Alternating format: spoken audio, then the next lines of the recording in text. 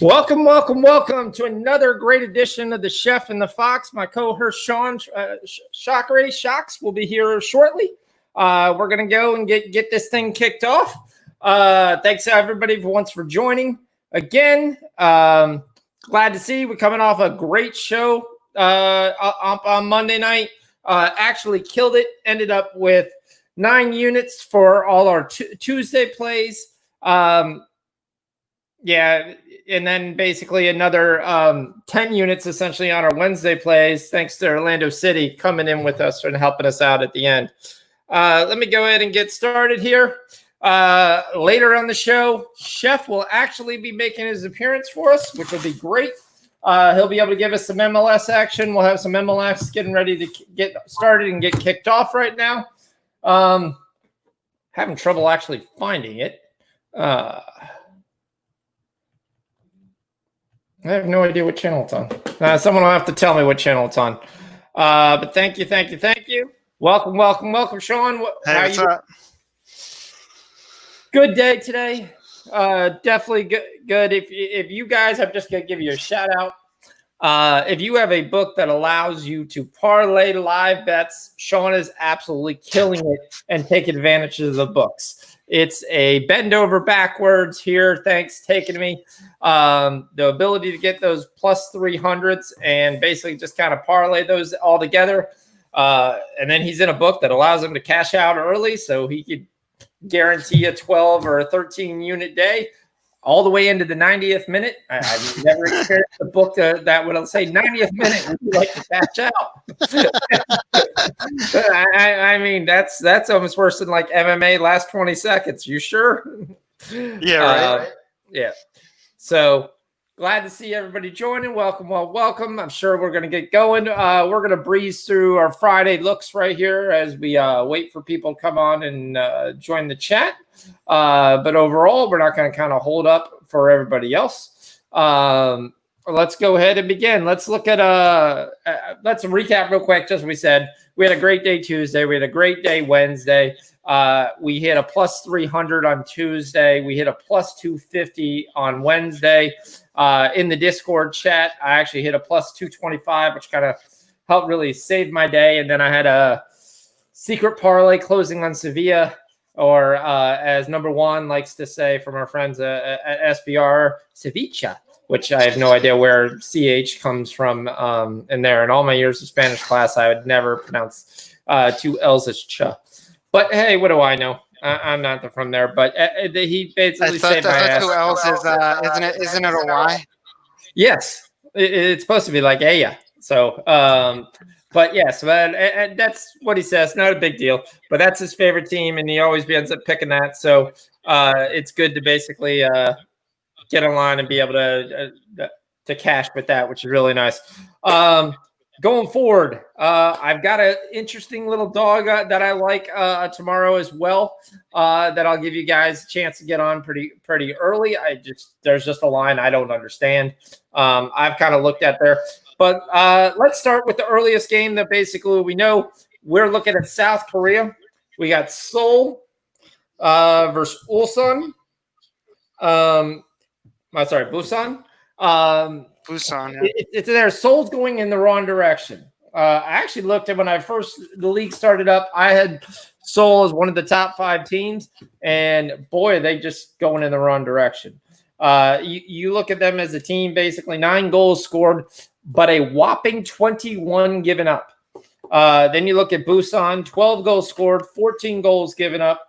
The book right now is basically telling you that they like the under 2.5. I'm different.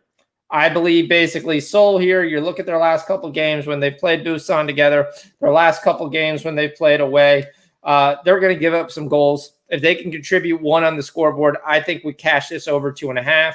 We're getting a little bit of plus money on that. That's essentially where I'm going with that. So that would be my first play, Awaken cash play. We're going to take Seoul Busan over. Any looks on that, or Shawn, you basically kind of agree? I see the head bobbing a lot, but yeah. I agree with you on that. I was also looking at maybe taking Busan too. They've looked pretty good. I think at least the past couple games that they've played, what are they? They have like 2 wins and 3 draws, I think. So, Yeah. and they put up goals. I mean, at least their last 2 games, they put up, I think, a combined 8 goals in 2 games. So, like you said, I don't think they have an issue here putting up some points. So, I mean, a plus 140 is what I have on my book. Wouldn't even be bad to, if you want to take a shot at Busan just on the money line too at home. Yeah, I think that's it's not also bad. I like that look. You're getting, what are you getting on? You're getting pretty decent money on that too, aren't you?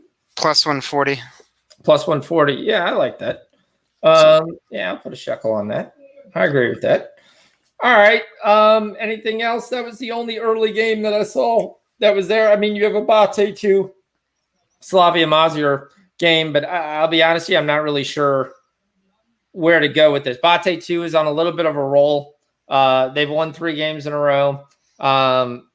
They've come in there where they were going to be like one of the worst teams in the Belarus second Liga.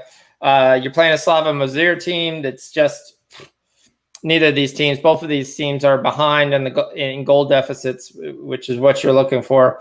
The only thing is, I looked at and I saw a book at like over 3, and that once I saw that, it was a pass for me. Yeah, I don't have a play on that. Okay. It's kind of what I was thinking, but I was at least going to ask.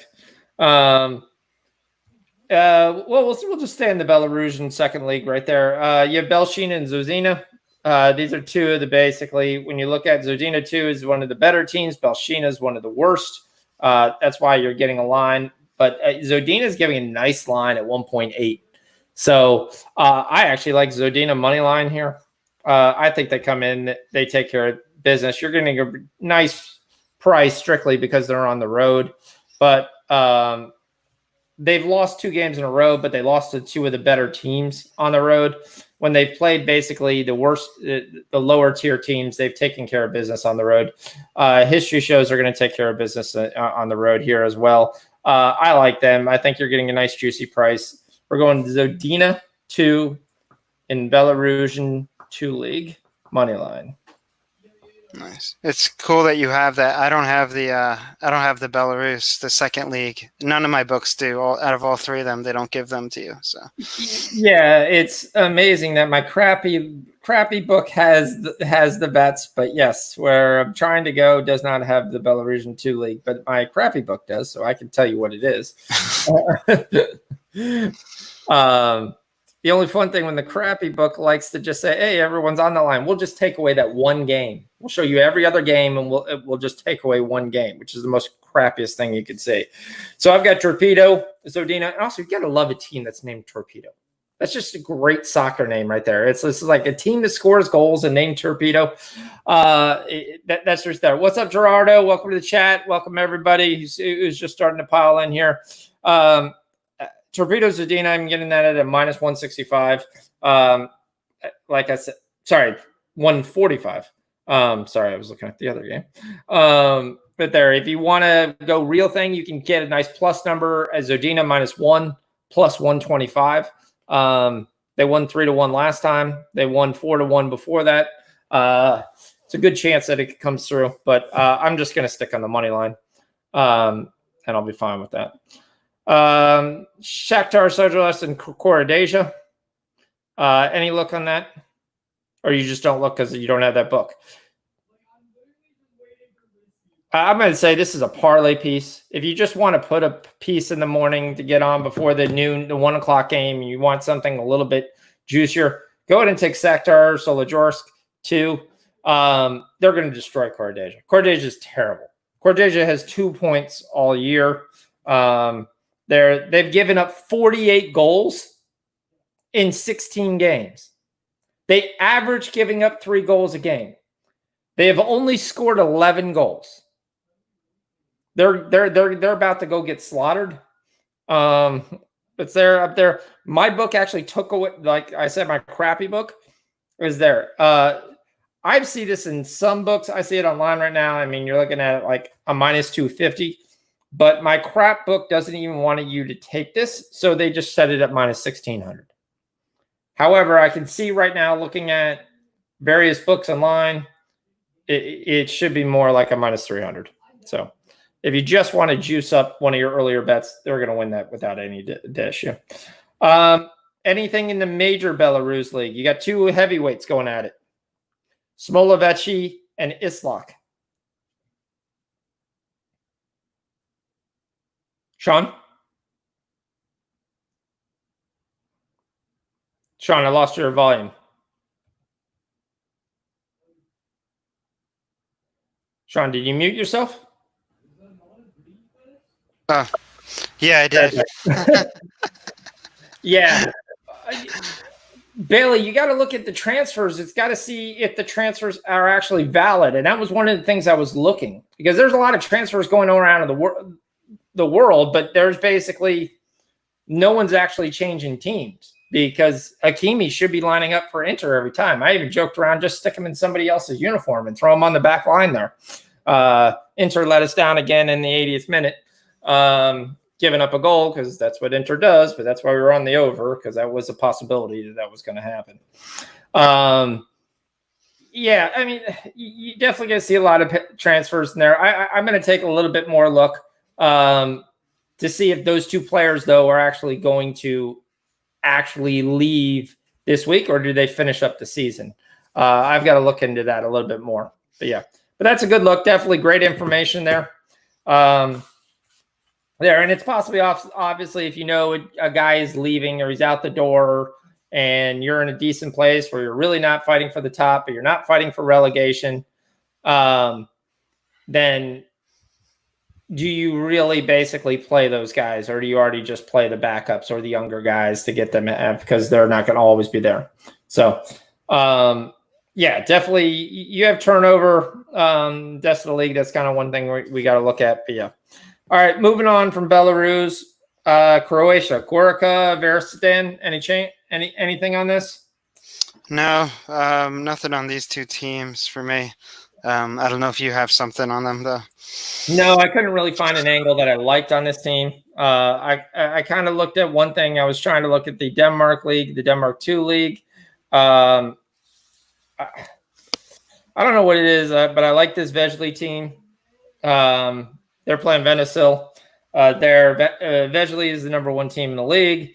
Venesil is a solid team. They're a goal against goal differential of 0, 32 goals given up. They are actually home, but they don't have a tremendous home record. They've actually haven't won in their last 5.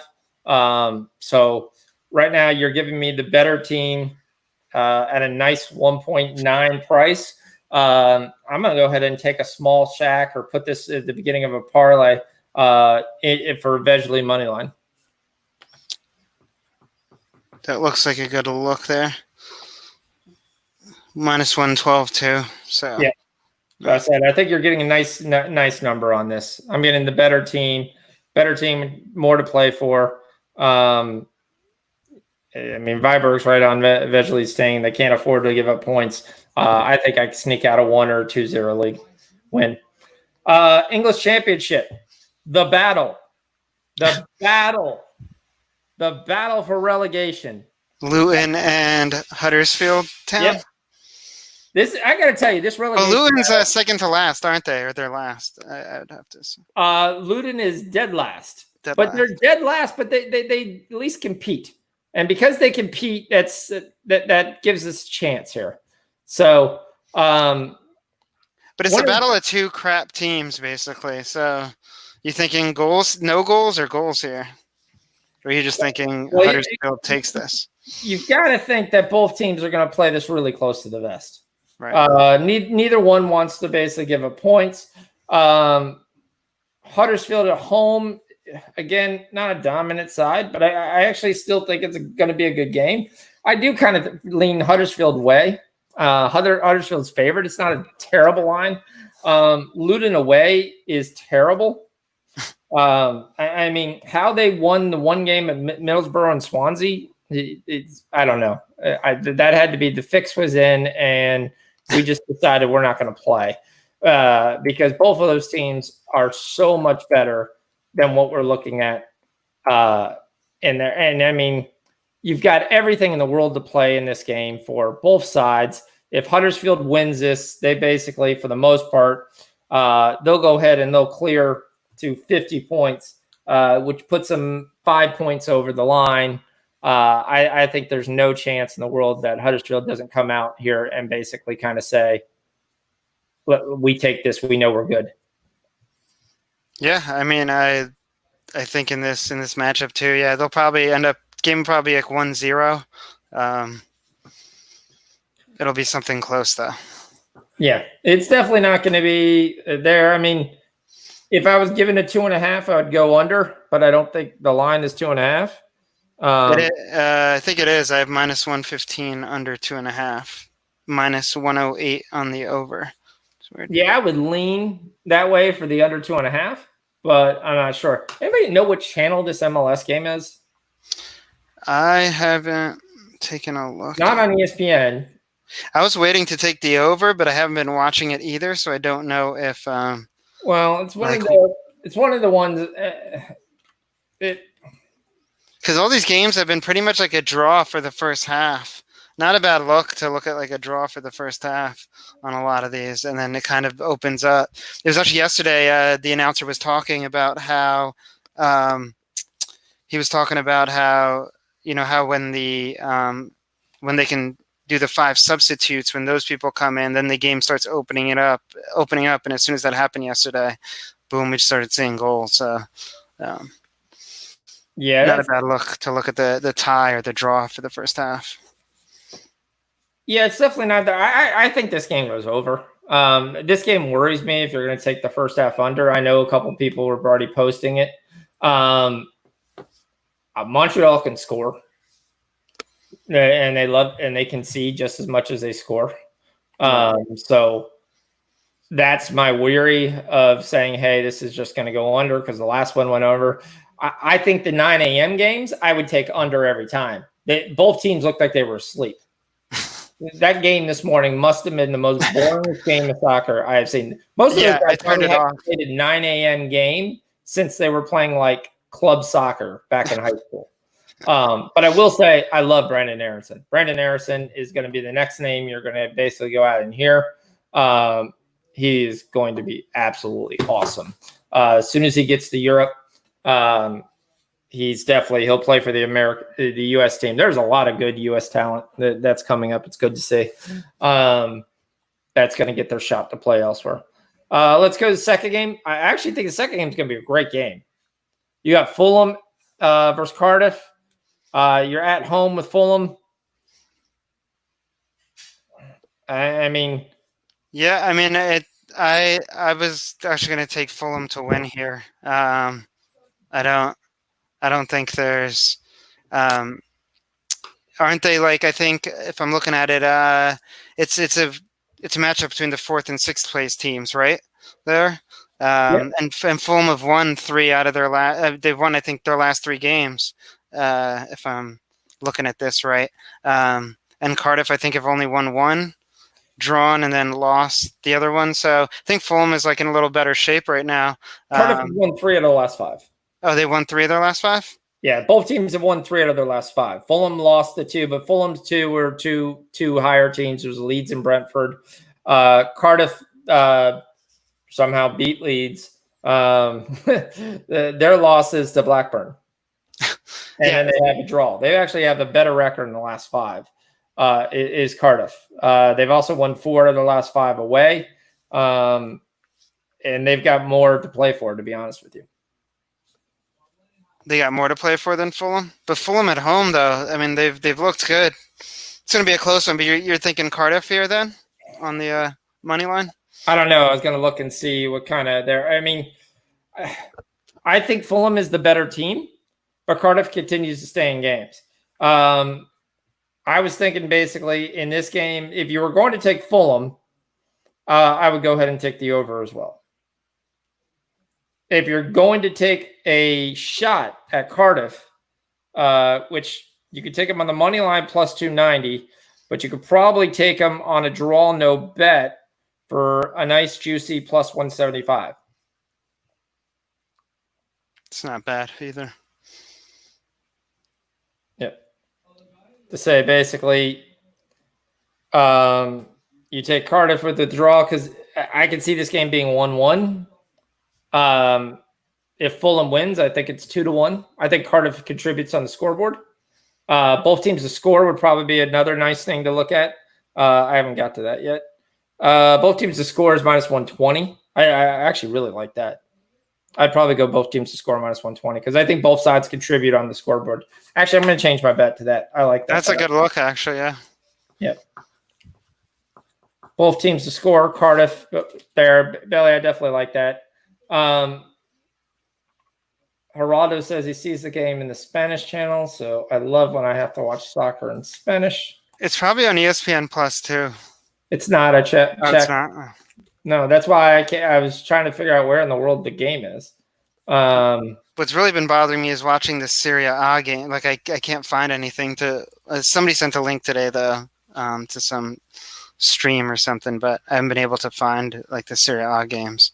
But you said ESPN Plus sometimes shows them? ESPN Plus has every Serie A game. It does it? Okay. Yeah, they have the agreement to do every Serie A game. That makes sense. Where on the game is not on TV. Okay, this is not good when you are the only sporting event going on. And what would ESPN be showing right now? Like what else ESPN is showing MMA. Like rerun? Yeah, Usman versus Covington. That's why. College softball and the boxing with Jerry Forrest. Although I would like to watch the Usman versus Covington match again, but I could watch it on YouTube. I don't need to see it on ESPN. All right, so the only sporting event on is Holy Moly. So that's just sad. That should never be that way. All right, let's move on to the next league. There's only 2 championship games on. Let's go Portugal. I was going to look at what line I have here for Sporting because I see it Sporting -1 or minus actually 0.75 is what I was looking at.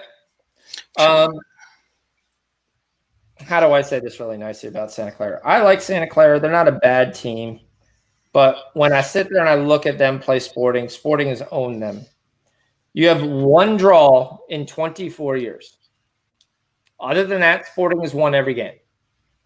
Now, Santa Clara has not always been in the Premier League, but it's roughly, 9 out of 10? So right. 9 out of 10 has been Sporting wins. 1 draw. Sporting coming off that tremendous 0-0 game, but that was on the road. They returned home. They've been scoring goals at home. Like we like to say, scoring goals for fun. They've got a win streak right now of 9 in a row at home. I'm taking Sporting -0.75. I just want to lock in and give you guys what the number is. Yeah, I think that's actually a really good number, especially for the way that trend is going with that team. But hasn't Santa Clara been putting up some goals lately? Or no? Am I thinking of a different team? I could have. They're not bad. I mean, they contribute on the scoreboard. They didn't score in their last 2. When they played Benfica, They put up 4 goals. But again, I mean, that game was away. That was their 1 game. But right now, what we learned, everybody scores in Benfica. That game Benfica plays is to lock both teams to score right now for the rest of the year. For whatever reason, that team is not as good as what it was. Twadi, yes, we're going to do Saturday plays as well.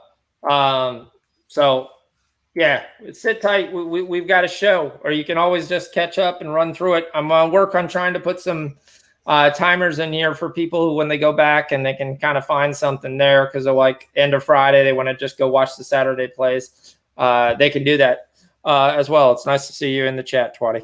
Like I said, Sporting money line is -175. Yeah, I'm on that too. That looks like a good.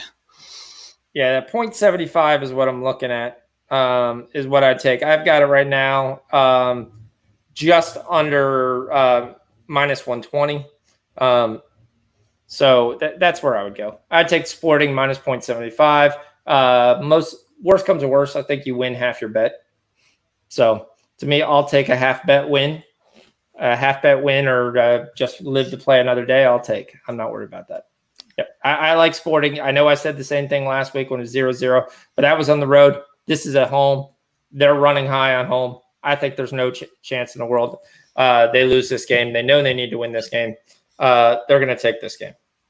So that'll lock them up, especially with Benfica's game today. They know they've got a golden opportunity to get to second place. I was looking at this other game too. Braga and Pacos de Fiera. That's the greatest. I don't know much about that team. Well, you'll generally just see them as Friera, but if you actually go to like my stupid book has it as Pacos de Fiera. So I'm like, okay, that must be the original full name. But Braga's coming here in fourth place. Braga's a much better team. Braga handled them easily last year away. They did lose once, 1-0, but the other two games away, they won 5-1 and 4-1. Braga's coming here on a pretty decent streak. They beat Aves 4-0, but everybody beats Aves. We spoke about that last week. Not last week, but on Monday. Settleball is who they won. Tondola, Fiera. No, I mean, anytime they play decent quality, Fiera is going to lose. I'm looking at a price right now of minus 105. I'm going to go ahead and take Braga on the money line. Also, the over is probably a very good look as well. What's both teams to score? Both teams to score here is game props. My book doesn't have it up yet. Bailey, I would take that. It's minus 136. And over 1.5 goals. Like I said, I think they've scoring goals for fun. I like the over 1.5. I would take that. I personally like the minus 0.75 better. I'm not giving up much juice with that, but if you want to take the over 1.5, I could see Sporting definitely putting goals up on the scoreboard. Well, would you say both teams' score was? Minus 136. Yeah, I see Bet365's got it at minus 125. I like that as well. I like both teams to score in this matchup as well. BTT. I think you get one from our boy Pacos.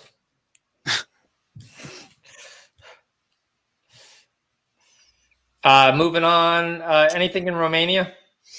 No, I see that. I mean, maybe is it the same team or they all just start off with Viitorul? Didn't Viitorul play today or was that yesterday? You had Viitorul Setúbal in Portugal play today. This is Viitorul Constanta. Yeah, there. It's like the Japanese league. Ted and leagues basically with the same exact name. There you go. Who could get confused with that? Yeah. No, I don't have anything on this one. Usually I like to look at Alex because he's the Romanian, so sometimes I'll follow his plays on that on that league over there. Okay.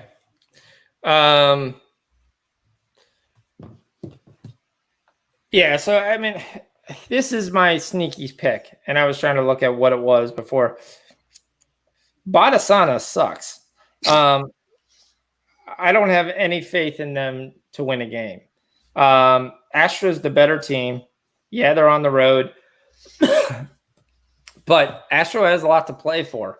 And that's a lot of things when I take these dogs. Who matters? Astra's in third place, hanging on by a point. The FCSB and Badasani. Neither of these teams are going to run up the scoreboard. But I think you got a pretty decent chance here if you want to take Astra draw no bet. So Astra draw no bet is plus 175. I think this game ends up to be 1-1 or 1-0 somebody.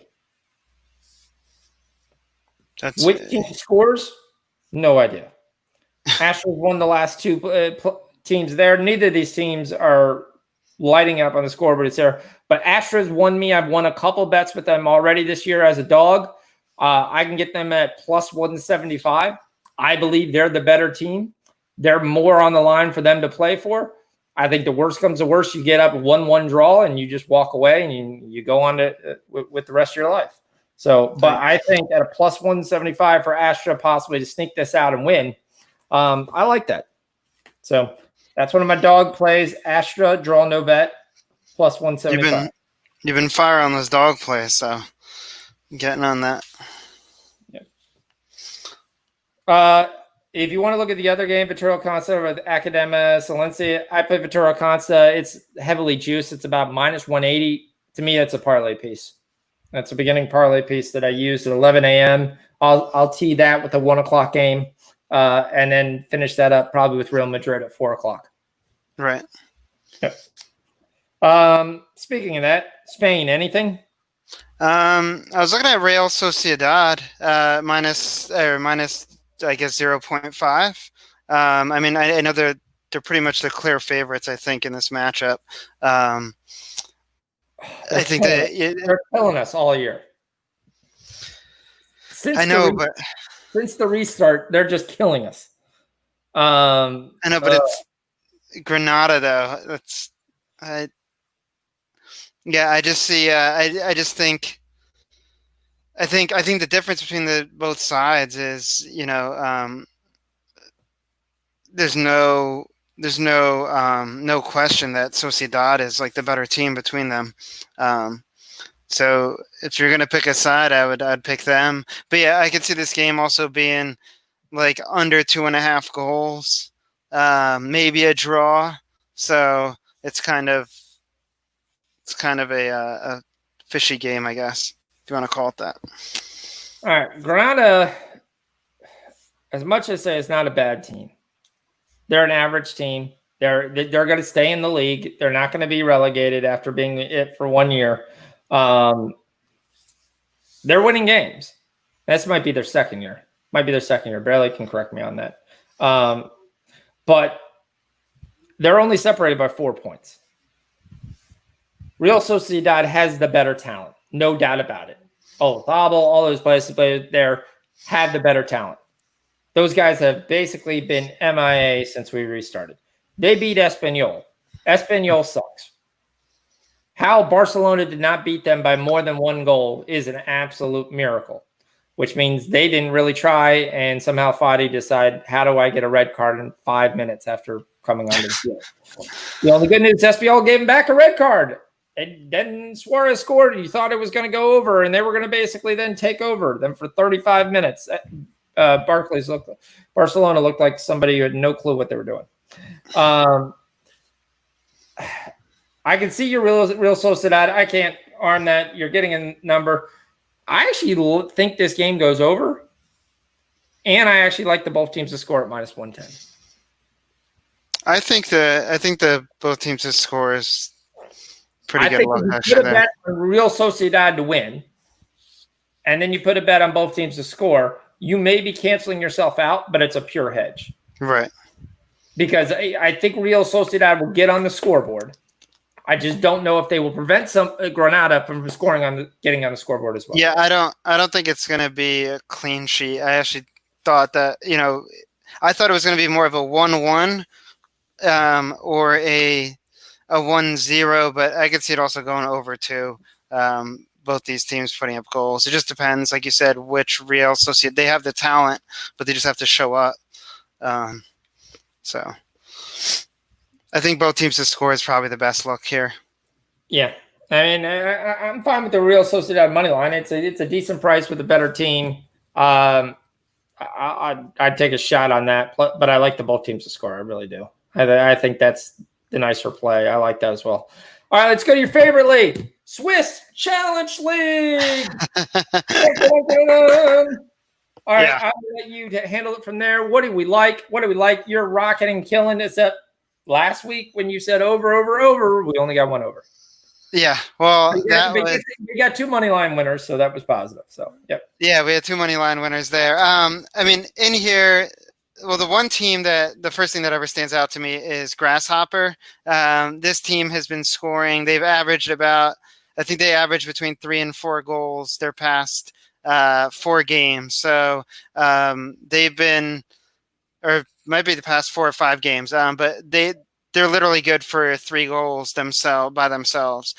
So I like them here with Will 1900. I think Will 1900 gets a point, or will get a goal on the board there too. So I like the over 2.5 here.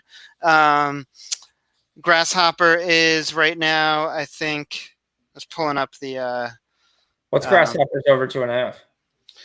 It's I had it at, what do I have it at? Minus. Well, I have it at minus 175 right now. But So I think taking Grasshopper over 1.5 goals by themselves or minus 1.5 is even a good look there as well. What's that? That is, let me see, Asian handicap here.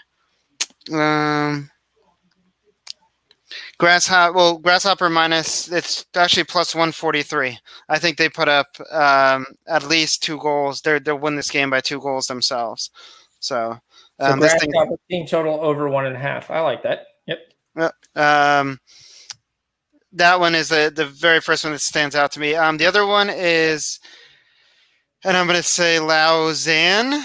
I think that's how you pronounce it, probably. Lausanne and Schaffhausen. I know I'm butchering the names here, though. In this one, I actually like both teams to score here. That is minus 109. Both of these teams have, again, they put up goals. I know last week was kind of like an odd week for these teams. The overs were heavily juiced. I think the books heavily juiced the overs in this league, expecting it all the time. Last week we didn't see it, but here with both these two teams, I like them both to score in this matchup. Okay. You don't like the one I like. Which one? Vaduz? Vaduz. Vaduz. Oh, yeah, Vaduz. Yeah, I haven't. Again, I think this one probably goes over. It's highly juiced on that. But what do you like to look on that? I like the over. I like the over 3. Vaduz's last 5 have all gone over 3. You come in there. Lausanne is fighting basically towards the rear. They're not going to get relegated. Only one team in this league gets relegated, and they're 12 points away. But they like to score at least once, which is kind of what they do. But they concede easily 2 goals. Vaduz basically scoring 2 goals apiece, but also they're giving up 1.7 goals. So I think the over 3 is the way to go. And Vaduz has been kind of a little bit on a roll here. And I kind of like them to go through and score some goals here. So I think Vaduz over 3. Yeah, I like that too. I mean, again, yeah, like you said, they've been scoring goals. So I don't see anything changing here at all. All right, let's go. Seattle Sounders versus the San Jose Earthquakes. Seattle Sounders. I don't have much on that. I haven't been paying attention to MLS, but that's all you. Yeah, I'm definitely going with Seattle Sounders. San Jose Earthquakes. I'm also probably going to take this game over. I'm really going to have to wait to see the lineup. I want to make sure that Jordan Morris is actually going to start. If Morris starts and Rodea starts, I think we're going to be pretty good. Sounders is also, by the way, my sneaky pick to win this, plus 800 for a future bet to win the MLS Cup. So I think that's a good look as well. I know everyone's going to sit there and say LAFC. I can't see LAFC playing any defense when the game actually matters to win anything, which continues to happen every year. So that's my look away from LAFC. Atlanta United is good, but the loss of Josef Martinez is going to really prevent them. The Timbers will be a solid team. Toronto should be a solid team, but the fitness of Jose Altidore is really going to determine how well they go. I don't see any of the others really there. Maybe Columbus Crew. Keep in mind in Kansas City. Kansas City could be a really sleeper here, but they've got some really nice young players on that team. But in this case, I like Seattle. If I get the right lineup, I'm going to be on the over as well because I do really think that you will get a goal by San Jose Earthquakes. They were one of my teams last year that they played. I went over every game. They like to give up goals. They like to score. They generally give up more than they score, but I really think that you're looking at an over game here. So as long as you get a decent over 2.5 and the books aren't giving you like 0 for 3 juiced, that would suck. But yeah. Anything else on Friday? Outside of that, no. I mean, I think you'd have Serie B games because there's 2 Serie B games I actually kind of like. Which ones? Benevento versus Venezia. Benevento, if you don't know, is the best team in the league. Venezia is not a bad team, but they're not a great team either. They're 3 points over the relegation deadline. Benevento is about 20 points ready to win the league, just kind of like Liverpool. But they keep kind of taking business. And if this game wasn't at home, I would probably take the dog here. But since it's at home, I have a feeling they want to keep their 17-game home win or draw streak alive. So you're giving me a decent price on Benevita. I got 1.27. Minus 1.27. Sorry, 1.83. So I got minus 109. Okay, and I'm taking Benevito money line.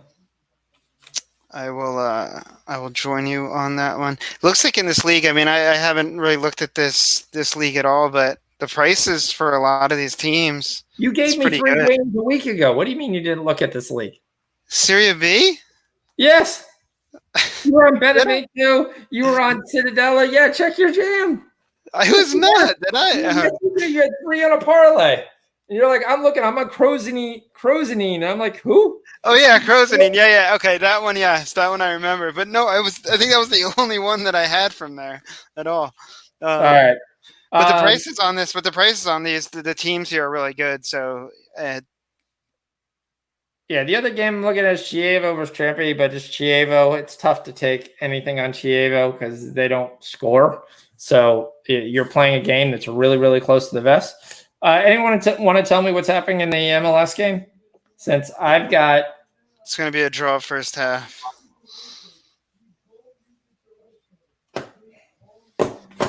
I'm watching Cannonball. Hey, there's a show Cannonball. I'm sorry. This is like a generic wipeout if there ever was. It's like, yeah, it's a suburb. We'll put a new name on it. It's basically Wipeout again. New England Revolution. I'll tell you right now here. What is... Oh, they don't have any match statistics here. Let's see. Looks like 5 total shots from New England. 1 on target. 2 shots from Montreal. Not on target. And that's it. I like that. 56-44 possession. All right. Anything else for Friday? We wrap up Friday right here. Yep. All right. Wrap up Friday right at the 8:43 mark. That's not too bad. All right. Now the game that might take forever. All right. Yeah. Let's shift gears. Let's ask the chat first. Anything they were looking at? I don't see any other questions coming in.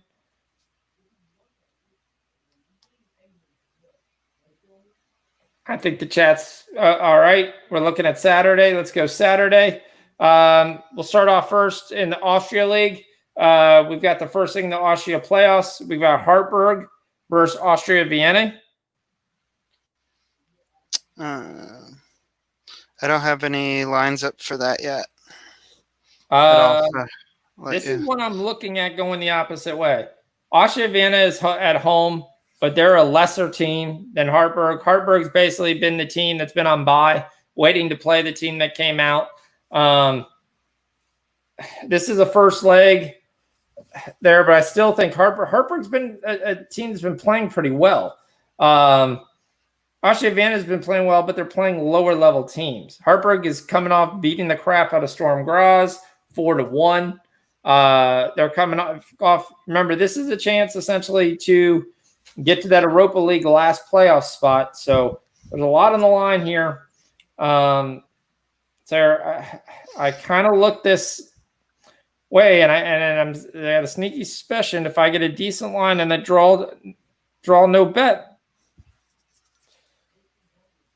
I kind of will lean that way. Hartberg plus 125. Draw no bet. I don't know if that's big enough for me to actually go with that. Both teams, the scores heavily juiced at minus 175. The over 2.5 is minus 154. I honestly think a lot of these Austria games have been heavily juiced on the over, but they haven't been hitting them at all. The one thing that something that I noticed just over the past week, a lot of them have not been going over at all, although they've been heavily juiced that way. Yeah, I don't think I'm getting enough of a line. I'm going to stay off this game. I lean to the over. I still think this goes over. I think Hartberg comes out and gets one on the board, and that makes Austria Vienna score. I think definitely both teams to score, but at minus 175, that's way too much to put out for a both teams to score bet. All right, Belarus, normal Belarus. Do we trust Bate? I don't, man. I hate that team. I feel like I always bet them, and they always let me down. I don't know why. Is it just based off of previous history is why they're so juiced all the time, although they don't even perform to it almost? Well, they're tied for first in the league. So the difference is you are getting Bate at home. Right. And that's a big factor, but they've lost 2 in a row. I mean, we definitely would have to look at some of these transfers that Bailey was talking about. Are the transfers happening on the?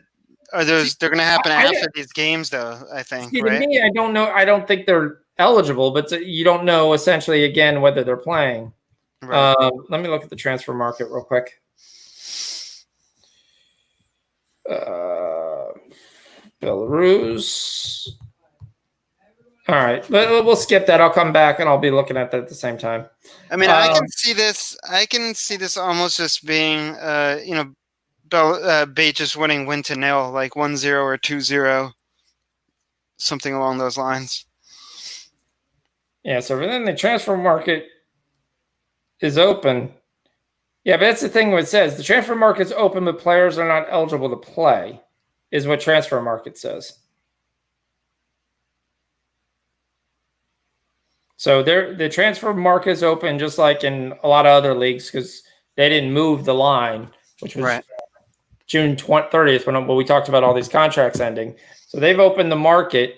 But are they allowing people to actually move?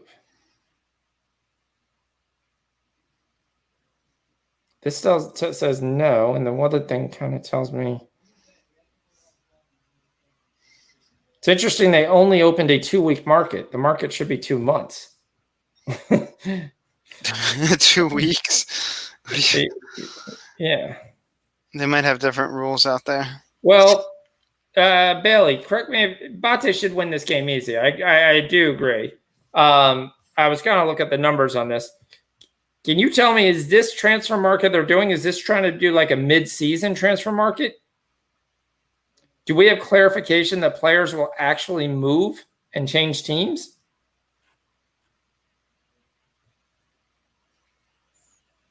So they can play. So players that are transferred, they can play. Is that what you're saying, Bailey?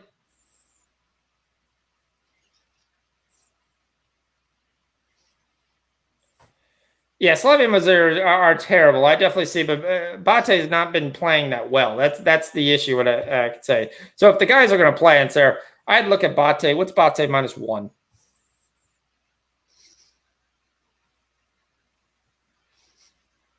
Because that would be the one look that I would look to go with. Let me see. You can't go with anything on there. What's the Asian handicap? My book doesn't have it. Halftime, full-time, goals, bet builder, half. Halftime results, scores, specials. Bate first half, Bate second half. Yeah, you'd almost have to bet builder this.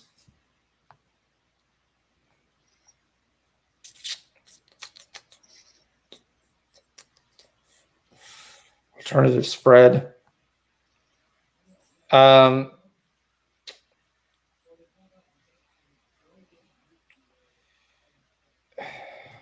Yeah, they're not even giving you the -1. So they're giving you a -2 at +250, but that's too much. I'm going to be off this game.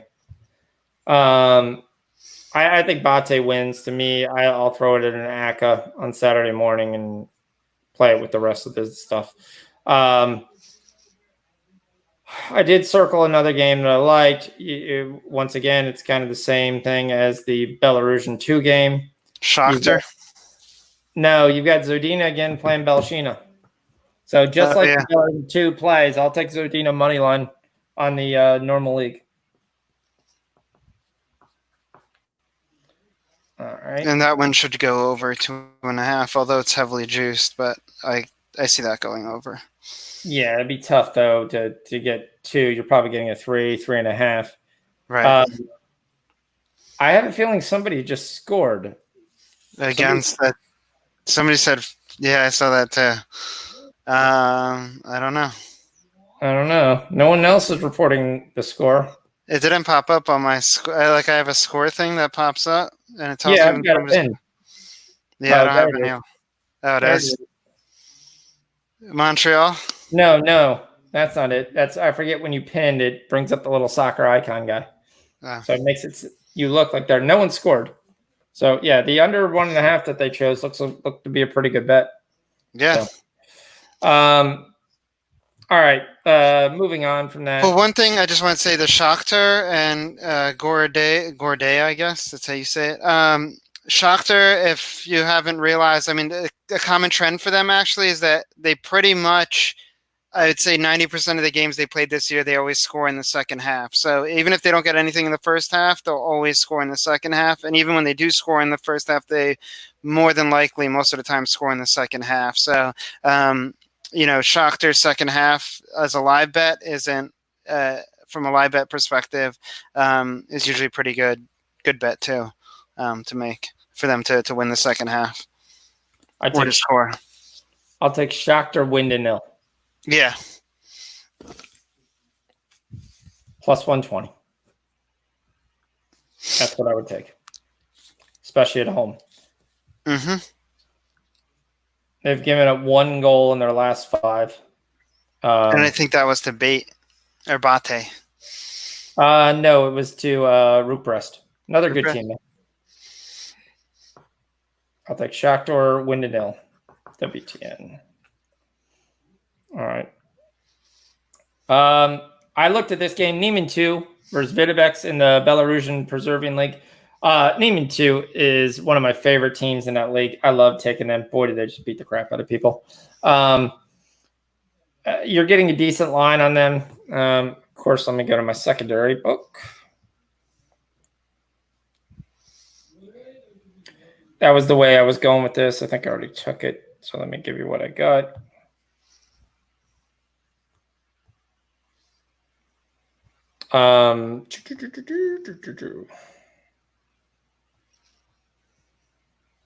It's the regular league. Saturday. And this is what they did. They pulled the reserve league for Saturday. All right, let me look at open bets.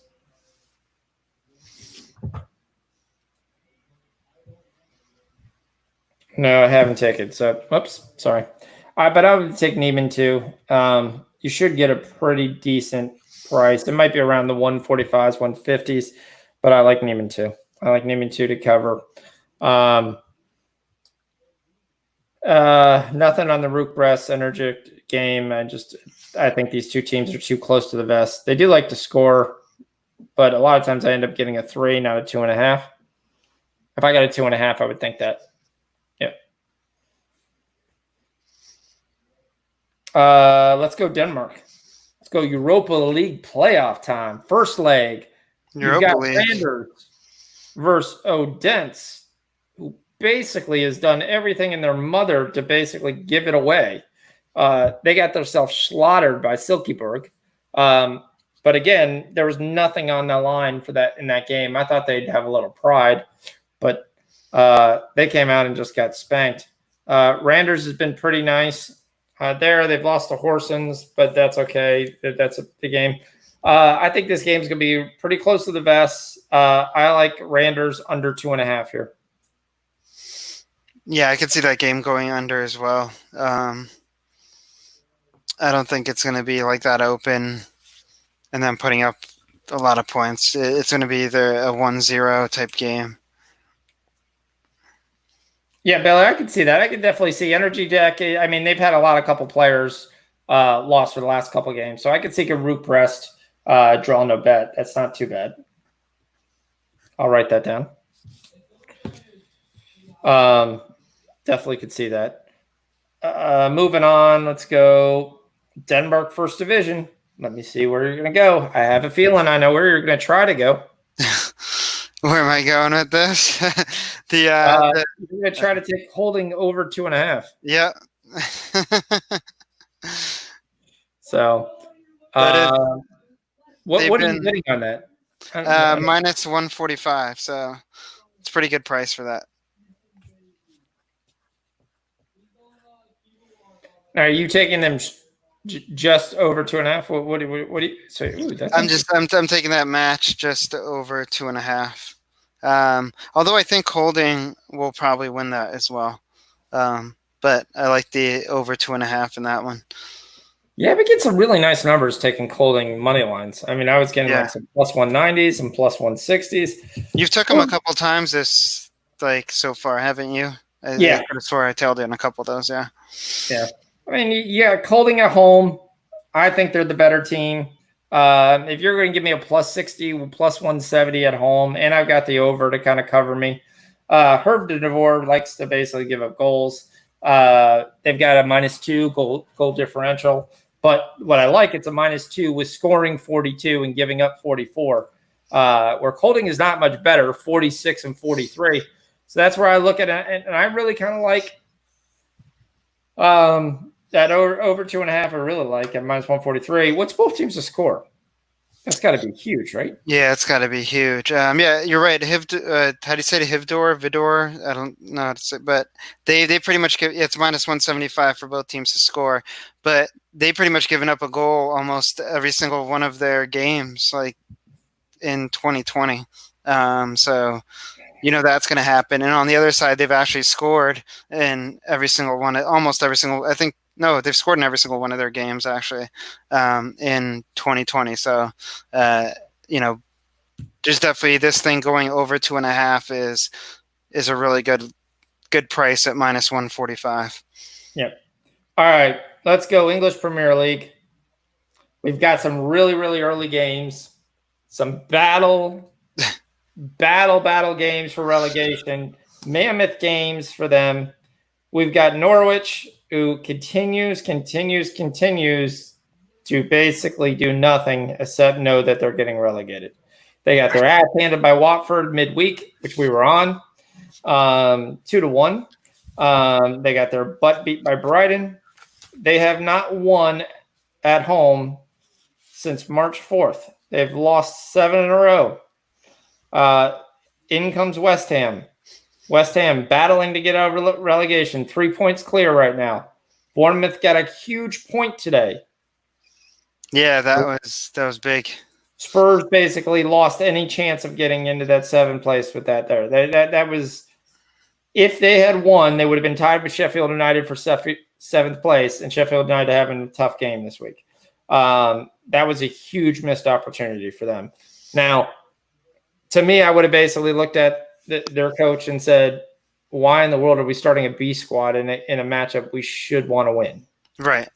But they went out and they put a B squad in, and they got a B squad effort. So I like West Ham here. I've already taken them. I've already put it in. They're at 1.95. I think they're the better team. They're the team that showed any kind of promise and actually care. We talked about the Norwich players crying and whining and all that fun stuff. But maybe you get both teams to score was the other thing I was looking for. And I was going to see what number I can get on that. But you think Norwich is going to put up something here? Well, I think they're at home. And I think when they're at home, they have been able to find score sheet. Now, they didn't versus Brighton. They did versus Man U. And they did in their last 2 games versus Everton, Southampton. but there's so much on this game, and this West Ham team is not great at keeping people off. They've actually lost 4 of the last 5 on the road. But I think West Ham gets the win, and I think I'd be covered by both teams to score. I think West Ham is the better team, the better players. Norwich has just as much to play for as West Ham. I think you're going to get a huge effort out of both teams. But I think the class that's going to come from West Ham there. Both teams to score is minus 143. West Ham by themselves scoring is minus 106. That's where I'm going with this. Going West Ham money line. I will go ahead and also cover that with the total West Ham, both teams score. I like that. I think worst comes to worst, I end up 1-1 and I lose 0.2 for that difference in the two prices. So, Watford and Newcastle. I pretty much think this game's going to stay on the under here. So I don't think under 2. I think under 2.5 isn't a bad look. Newcastle really pissed me off for City. They came in there looking as a good team. They won 3 straight games on the road. Yeah, it's City, and I understand City's 100 times better. But I thought they would at least come in there and try to compete. They did not even come in there and try to compete. All right, I'll give you a quick story real quick, 2 seconds. My son's high school playoff championship game. They are playing a juggernaut team that's got 22 guys that, for all intents and purposes, probably 18 of them are better than anybody on my son's team. Right. So my son's team basically decides this is quarterfinals, and the coach says, we're going to just play back. We'll play one striker. We'll try to counterattack. We're not really even trying to counterattack. It would be like 1-on-4, see if you can win. Now, granted, we had one great chance with 1-on-1 with the goalie. He just missed the shot. But he played everybody back in the backs. And as the game went on, we basically had no pressure on the left and right back. So they just kept on lobbing balls in the middle center of our box, right in front of our goalie. And the score gets out of hand, and they score 2. And I said, I'm yelling from the thing. You need to change shape. You cannot stay back 10 guys when you're down 2 goals. At that point, doesn't matter if you lose 17-0, you're still going to lose. There's no moral victor here. There's no winning here. The boys aren't learning anything just hanging back. They're hardly even playing soccer. You just got to go out after it. And one of the parents got an argument, was like, what do you think you're doing? I was like, this is stupid. You're going to play for 60 minutes of not even trying to play. Might as well just leave. Throw the white towel and it's over. You're not playing. You're not playing at all with any chance to score. So with the same thing, that's kind of how Newcastle did. They just said, I don't care about this game. We're just going to get destroyed, and we're not even going to play. And that just pissed me off to more end. It really brought up bad memories for me. I think Newcastle's kind of still carrying that energy. I don't know. Something just tells me that Watford's going to win this one. It's going to be like a 1-0 game, but yeah, I like both teams to score here. BTTS. Wonder what that's. I don't think Watford's defense is that great. I definitely think Watford can get on the scoreboard, but Watford hasn't shown that they're going to win. Watford should win this game. There's no doubt about Watford should win this game. Ismail Assar, Troy Deeney, all those guys basically should come out and win this game. Now, if you look at before the Man City game, there was no hotter team from the break than Newcastle. Right. So I don't have enough guts to take Newcastle draw no bet, which would pay me a really, really nice price because I actually do think Watford's going to win this game. But this would not shock me if Watford says we take the point. Mm-hmm. We just take the point. That's another point where I'm moving away, and I don't have an issue. I mean, Bournemouth is 3 points away. If I can get a point here, I can have a chance to stay ahead of Bournemouth. Yeah.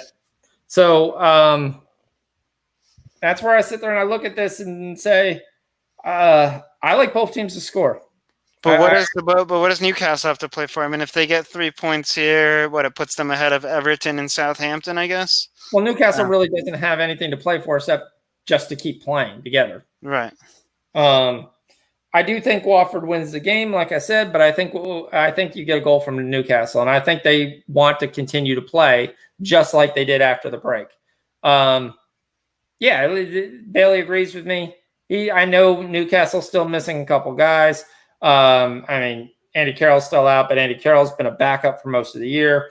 So if Delafeu was in for Watford, I'd be all over Watford and would say Watford's clearly going to win this game, which I still think they will win this game. But I like both teams to score. I really do. I really think we get a goal from Newcastle. And if I do that, I think I'll cash the both teams to score. So I'll do the simpler type bet. I'm going for 2-1 games there. I mean, I could take some overs there, but instead of playing around with that under 125, I'm going to take Newcastle both teams to score. I'll take the Watford money line as well. Another one you want to get to Chelsea, Sheffield United. There's almost nothing to. And well, actually, I mean now the game I want to get to is the next one. Man City. No, Liverpool. Oh, there it is. Okay. The only issue with Liverpool I don't like is they wised up. And when I mean that, they wised up. The idea of you think you're going to get Liverpool -1 because they have nothing to play for is showing the Liverpool's coach is playing for. He's still playing. He wants the record. He wants the most wins record, and he's still playing. You could see it when he gets pissed at his guys that they're not executing. So besides that is their only alternative. But if you're going to give me Liverpool -2, I've got a Liverpool -1.75. I'm not. This game is a complete 100% stay away. You think it's sort of a Burnley plays them well. Liverpool may cover the 2. If you want to sit there and put 1.75, I think it'll be 2 by Saturday. So if you want it, I would definitely take it now. If you want to put a shekel on it and just say, hey, maybe they come out and they're going to play. Burnley, not a lot of – the only people that put points up on Burnley was Man City. They put up 6 points on them, but everybody else pretty much Burnley has shut out or has put up only 1 goal on them. So well, Burnley with Mark Pope has one of the best goalies in the league. He is on fire. Other guys have bigger names and supposedly be better, but Mark Pope has been absolutely tremendous. The problem with Burnley is I'm not sure they could score versus Liverpool. Right. But if that line gets to 2, I probably will take a shot with Burnley, giving me the 2 goals. And it would be probably I'd take a shot with Burnley with 2 goals and probably both teams to score no. And the reason why I would do that is simply to say that if Liverpool wins this game 3-0, at least my both teams to score no is going to cover. If Liverpool wins this game 1-0, maybe just 2-0, then I should be fine. Because if Burnley gets on the scoreboard, I'm not sure Liverpool's covering the 2. Who knows? I mean, it's definitely they have the firepower to do so, but yeah, that's interesting. Sheffield United, Chelsea. I'm not touching that one. I got Chelsea in a parlay, and that's about it. That's the only thing I can do. Chelsea's on fire. Chelsea's coming here basically red hot, kind of winning. The only game is that stupid game versus West Ham. That they just kind of fell apart. Sheffield United, again, they beat Wolves, but the one thing I would have loved to know that it was a stinking monsoon before I took the game. Because the rain's will make a big difference too. That's the issue. A lot of these games have started and it's just pouring rain out, so kind of throws your bet. Well, that's the one thing I need to do a little bit better before I kind of do a max play or a fox play. I need to take a little bit more time and look at the live weather because especially in the UK, it rains all the time in the summer. Yeah. So a lot of these games, if I'm looking at a speed difference, which is what I was looking at that game, Adama Traore is starting, oh yeah, we're going to come through and we're going to go through. Well, you put them in a wet, soggy mess. he can't start and stop like he normally can. Now, granted, if he ever had one run, he would have been able to one run, and the defender would have kept on sliding as soon as he stopped. But he basically does nothing. It completely nullifies him with the rain service, and then they get the one lucky header with like the last 3 minutes of the game to pull out a win, which is big for them. Just again, that's a game out there. Man City, Brighton. Again, you could run a parlay of Liverpool, Chelsea, and City. I've already done it. I did it with a game today, so I got plus 200. But you can run it there, and you can get about plus 100 if you want to do that. I wouldn't have any issue with doing that. I think that definitely comes through. The one game you'd be worried about there would be Chelsea and United, Sheffield United draw. That would be your only worry. So I wouldn't throw out 10 units on it, but 1 unit play is not too bad. All right, English Championship. English Championship. You got the Derby. game. Yeah, we got Derby again. Derby's playing a really hot team in Brentford. Yeah, Brentford really has hot team in Brentford. We've been cashing a lot with Brentford. We're getting a nice, decent number for Brentford. Brentford and a lock with Fulham for that third place. Derby is kind of fallen off in the last couple of games. So I like that. I like Brentford. I like Brentford money line. I think it's kind of a sweet spot. I think you're going to be able to see definitely a good Brentford win here. I like Brentford. that. Yeah, I mean, it's a great price too. At minus, I have it at minus 120. So, yeah, I really like that price for Brentford. And like you said, they're hot right now. So, good to play it at that price. Yeah, Bailey, I can see that's the issue with Sheffield United. You got sharp, but what they do is they lunch pail you to death, is what I was saying. I mean, a bunch of free kicks, bunch of corners. That's certainly how they score. They're not coming out there. I mean, I think their leading score is like 7 goals. There's nobody on there that you really fear, but if the game stays 0-0 for a long time, this is when Sheffield United can bite you in the ass. Or they get that quick early goal. But I think Chelsea's on a roll. As long as you get a decent lineup here, I think Chelsea covers that. I could see the both teams to score, but again, I wouldn't put up both teams to score on a Sheffield United team that just basically is covering 1 goal a game. They've scored 35 goals in 34 games. That's the problem with me with both teams to score there. The other game I was looking for is Blackburn and West Brom. I was actually looking at that too. West Brom, they're in second right now, 1 point behind Leeds. For them to take the lead here in the championship, a win here will be huge for them, I think. Well, yeah, I mean, I definitely think Blackburn's on a bad team, though. I definitely was already going to think exactly what Bailey was going. I was on West Brom over 2.5. That's exactly where I was leaning with that. I think that's where you want to go with that game. Blackburn's been scoring goals. West Brom basically been scoring goals there. They've got more to play for to actually win it. I'm shocked right now you're getting plus money at over 2.5. Yeah. Absolutely shocked.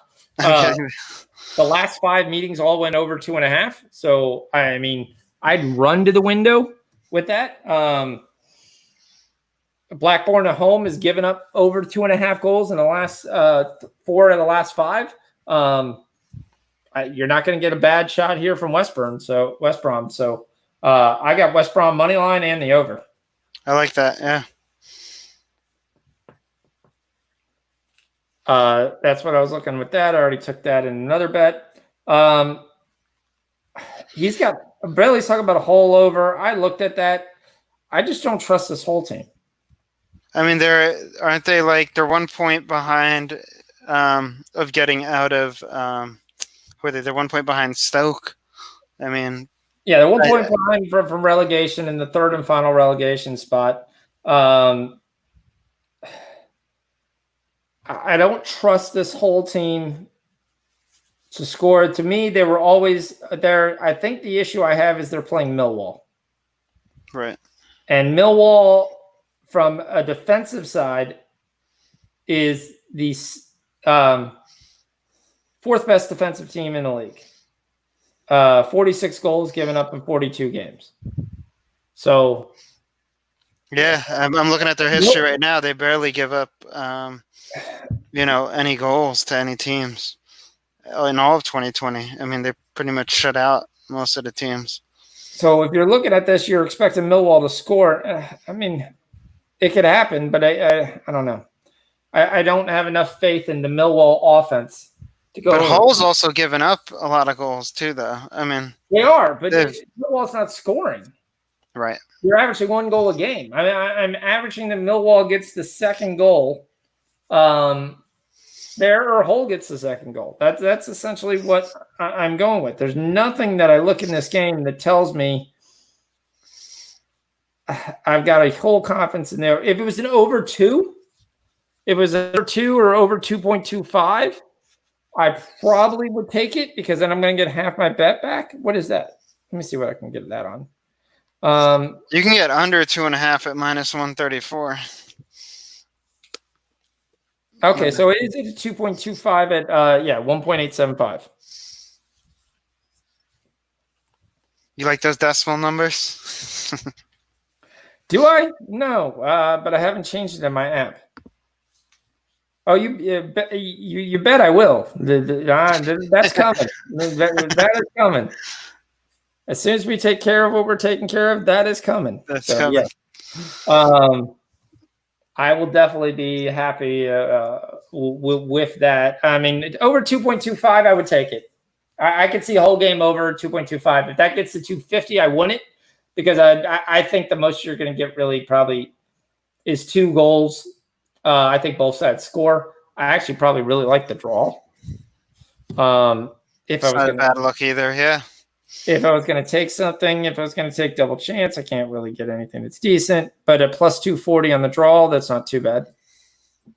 Because again, you're praying that Millwall somehow figures out where the net is. This MLS game, I'm glad I'm not watching it a 0-0 game and 15 minutes in. Yeah, I keep seeing on Twitter, there's a couple people that I follow, and they keep doubling down on their over bet. And I'm like, I don't know. I wouldn't keep doubling down on it.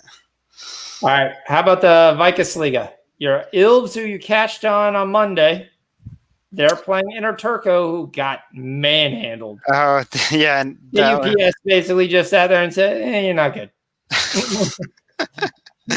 You're not good. But you will be. But right now, you're just not good. I think my look over here, I was looking at both teams to score. I think with Interturku, that was kind of like a one-off for them. So I could see both teams scoring here. But that's only the angle that I would go with. What do you have on that? I have it at minus 125. All right, I like that. Interturku, both teams to score. Yeah, it's tough to pick a winner. I mean, I would almost go Interturku at home. Right. That would be my thought process, and I'm getting a nice, juicy plus 150. The last 2 matches versus Ilves, though, have been absolute. I mean, a win here for Interturku would make them tie with Ilves in points. But we're in 3 games in. I'm not sure they're. Right, they're not really where they're standing on the table. I definitely do. I like the both teams to score there. I'm just going to stick with that. I'm not going to play around on the totals matchup there. Anything in Greece? I have not. Is Olympiacos starting? Because I always take them first. No, they're not. Okay. Because the play for that is always take them first half to win. It's like almost a guaranteed casher. Aris does play in the Super Group. They're going to play Crete. I look at this, and again, this is a game I don't understand the line. Eris is getting their ass kicked. No doubt about it. They basically they got killed by Olympiacos, but they contributed 2 on the scoreboard, so it was 4-2. They got beat by AEK Athens. Again, not bad. 4-1. Them and Crete are the worst 2 teams that are in the championship ground. They're still going to go to the Europa League. I was going to say, like, Crete really hasn't done anything either, though. They've basically lost and, like, 1 draw maybe. Like, they're past, I don't know how many games, 6, 7 games here. Here's what I look at this game. To me, Eris is just as good defensively as Crete. Neither are great. They both suck, but one's kind of shitty and the other one's shitty. Eris is the better offense. With no fans at home, I am seeing a 5.0 on Eris. Well, the last time they played was, what, 6-6, so June 6th, and it was a 3-1 game. Eris was at home, though. Crete on the road. Yeah, but I look at that game with no fans.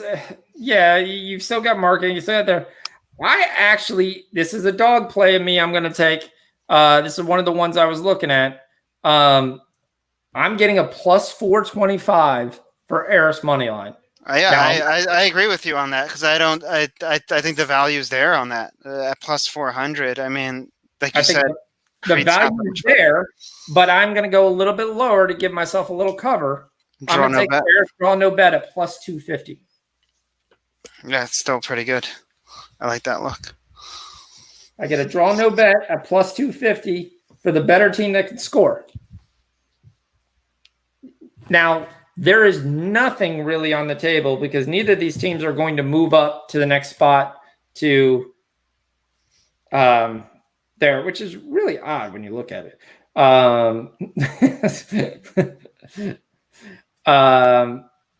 Eris or Crete, neither of them are going to have a chance to go to qualification. The payout. They're just going to finish dead last. They're not going to have a chance to move up. It's just going to be there. There's no Europa League. There's no nothing. There's 36 and 38 points. I could see a draw here, but I could see an Eris win. I could flat out see an Eris win. I could see it's going to be a really nice, fun match at the end. What is both teams to score on this too? I was kind of thinking that too. Because there's no chance that someone's going to win this game 1-0. Oh, minus 125. It's not bad either. All on that. I'm taking that too. Because the last time they played, both teams scored. So it was 3-1, 3-1, 1-1, 3-1, 1-2, 2-1, 2-0, 0-0. That was in 2017. Revolution scored. Yes. Yeah, baby. Woohoo. We gotta go. Yes. Hey, that's plus money on Revolutions. That was pick. Now, granted, I teased and went something little with the over there, so hopefully we'll get a second one. But you over 1.5? No. I crappy book. I had to take my 2.5. We'll see. Maybe it come through. As long as I get the Revolutions to come through, that'll be fine. Second goal is what we're looking for. Second goal. Come on. All right, so that was my dog play. Lazio, tail spinning, over through Sassuolo. Let's go.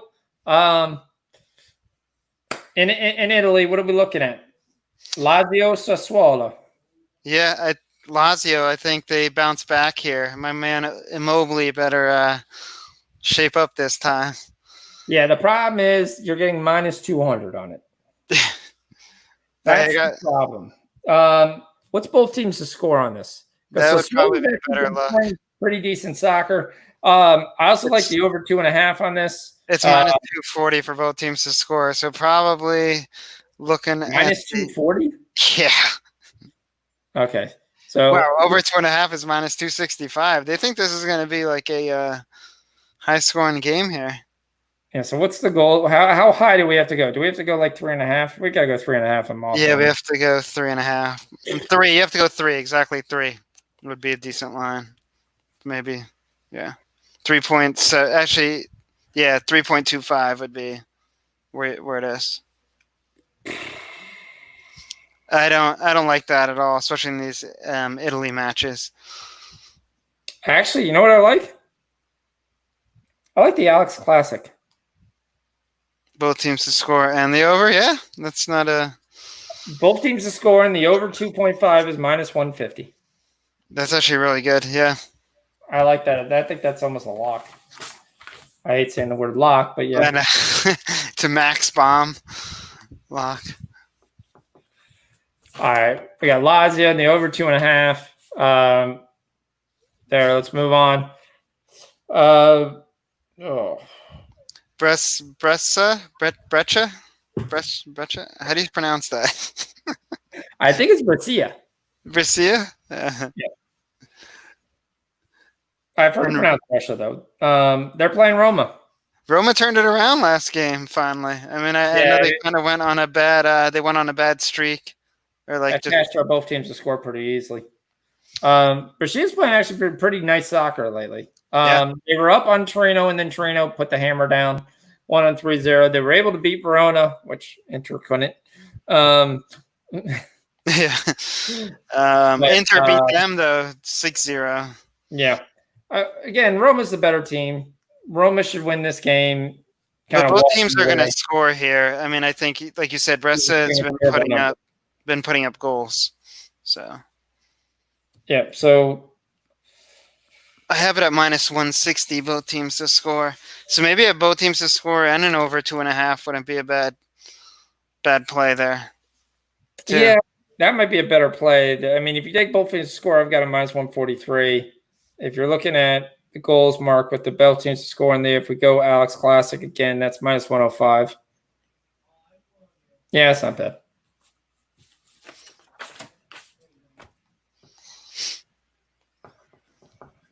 Oh, the next one. My hate for this team. Your hate. Hate. Gross. Yes, Ferraro. Let's get one more New England Revolution goal so we know we're kind of free and clear here. Juventus versus Atalanta. Now, I got in a Twitter argument, if you didn't see, with Alex, because I told Alex right after Juventus lost, I said, they better watch it because after Wednesday's and Thursday's game, they won't be able to do that because the other two teams will be right on their heels. Now, Inter screwed me and let me down. They didn't pick up any points, but Atalanta did. So Atalanta is still obviously not in Juventus' class or close to them. You're 9 points out, but you still have a number of games. If Atalanta could somehow steal 3 points in this game, they could really have a chance to take second place. I don't think they're going to take Juventus. I think Juventus is one with Lazio's screw-ups. But this is a very interesting game for Atalanta. Yeah, I think the over here would probably be the play. I mean, you do have – I mean, the money line for both these teams is pretty good. I just don't know. You're probably more than right, and it's more of my hate of Juventus to, that I don't want to take them. But I kind of like the over. I know it's a little juicy, though. It's 170 in my book, minus 170. So, but the both teams to score, maybe that together in a parlay would be probably a good price on that. But I don't know about a side. What side would you pick, or is that what you're kind of looking at? That's my thing. UV has not lost at home in 10 straight games. Okay, so they've drawn once. They drew to AC Milan. That's the issue. The issue is Atalanta has 6 in a row on the road. Yeah, they're pretty hot. I mean, they're a hot team. They've got the players that could cause Uwe a lot of issues. I'm very tempted to take that plus 250. I am too, because I get your thing with they haven't lost at home, but that always tells me it's always happens is somebody's always like, yo, this team hasn't lost 11 in a row. And then what happens? They lose, or like this person's undefeated fighter hasn't lost 13 in a row. And then what happens? They get in and they lose that 13. So, and I think at the price too, at plus 240. And like you said, Atlanta does have the players to disrupt Juve. It's not a bad play there for Atalanta. Yeah, you're good. If you take the draw no bet for Atalanta, you're looking at plus 150. Oh, that's not even bad either. If you take the Juve, which is so hard to pass up. I know, at that price.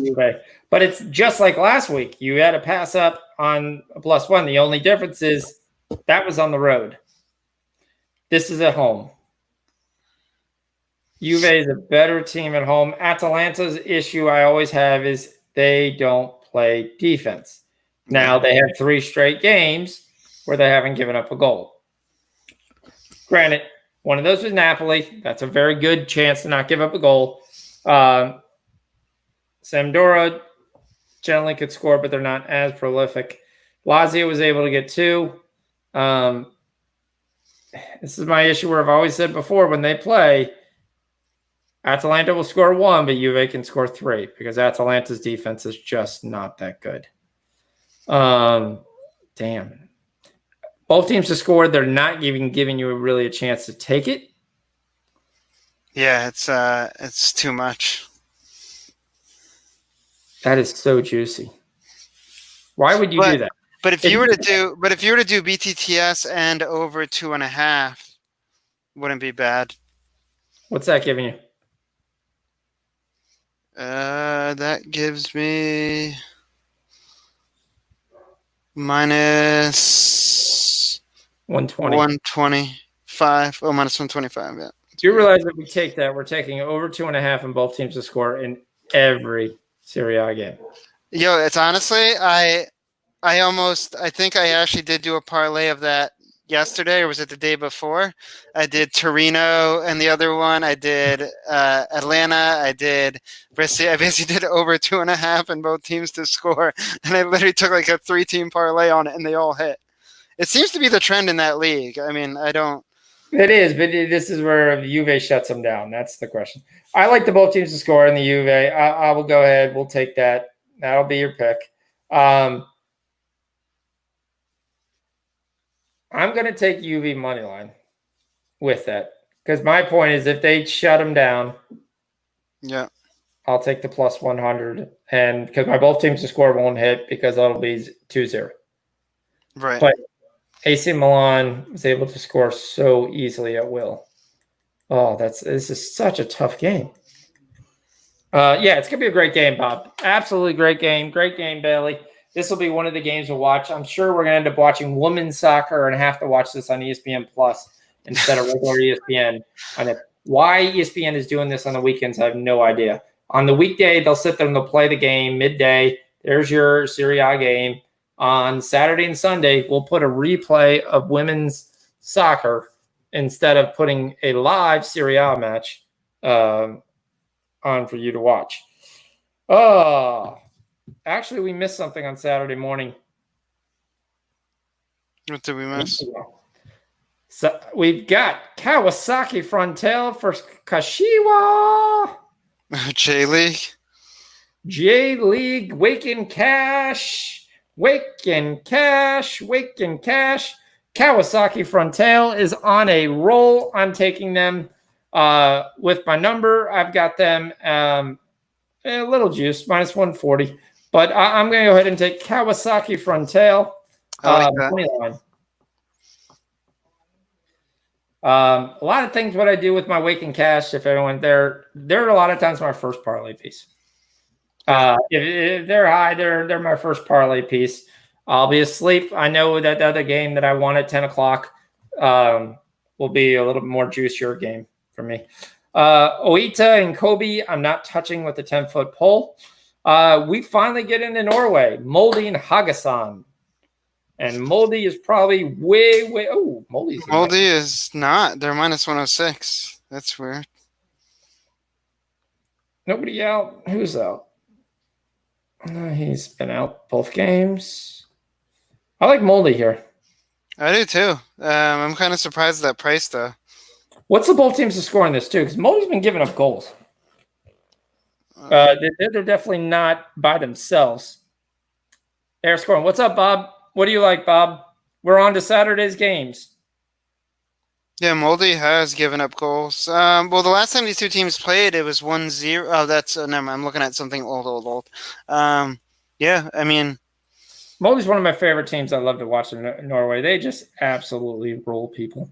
But you're right. They have been giving up goals. Their past 4 games, they've given up goals there. So they are able to be scored on. And what's both teams to score? Let's see. Minus 163. Okay, so they think it's gone there. Yeah, I'm going to just take the Moldy money line. I'm getting that at even money. I think that's the best. It's a really great price too. So yeah, Norway's an absolute fun league. Rosenborg and Strom Godset. Strom Godset's going to get crushed. Yeah, one of the best. I don't think they're going to crush them. No, they're going to get crushed. Is what I'm saying. I don't think. I think it's going to be a good game. Both those teams are pretty much evenly matched. Rosenborg can score. I mean, Rosenborg definitely can score. 8 goals given up, 6 goals allowed in 6 games. That's over 2 goals a game. That they're matched. Strom Godset 9-9. Just as prolific as just as deficient they are. So perfect. This is a perfect both teams to score, but I wonder if you're even getting a decent price on that. Oh, minus 125. That's that. We're taking Strom Godset. Yep, we'll save them because I just love saying that name. Strom Godset. Both teams to 2. It would only be better if we just made it Strom God Shawn. We'll just we'll be all set. Should do. Belenices, Morantz, I'm not touching with the 10-foot pole. Voluntary and Hermistet, that's a pretty decent game. It's a big game for Voluntary. But these two teams play each other tight, so I'm not touching that. I think that's going to end up as a draw. You probably just got a massive number on this. Bodo? No. Bodo's on Sunday. Oh, it's Sunday. Oh, okay, yeah. I was looking at the wrong thing. I was going into the Russian Premier League. We are going to look at our favorite team. Mr. Malcolm, who scored again last week. He's ready to score again. They're going to play Akman Grozny. They're going to be on the road. That's going to be supposedly a tough game for them. I think they're going to go in there and handle them. Grozny's not a bad team. Don't get me wrong. They could score, which is what I like to see. If you suck, at least you score a goal. Decent defense, giving up less than 2 a game. But I think they get 1. And Zenit's shown they really are just pushing forward. They got it juiced. All right, I'm off that game. St. Petersburg? No, Zenit. Oh, Zenit. Oh, hold on. Whoa.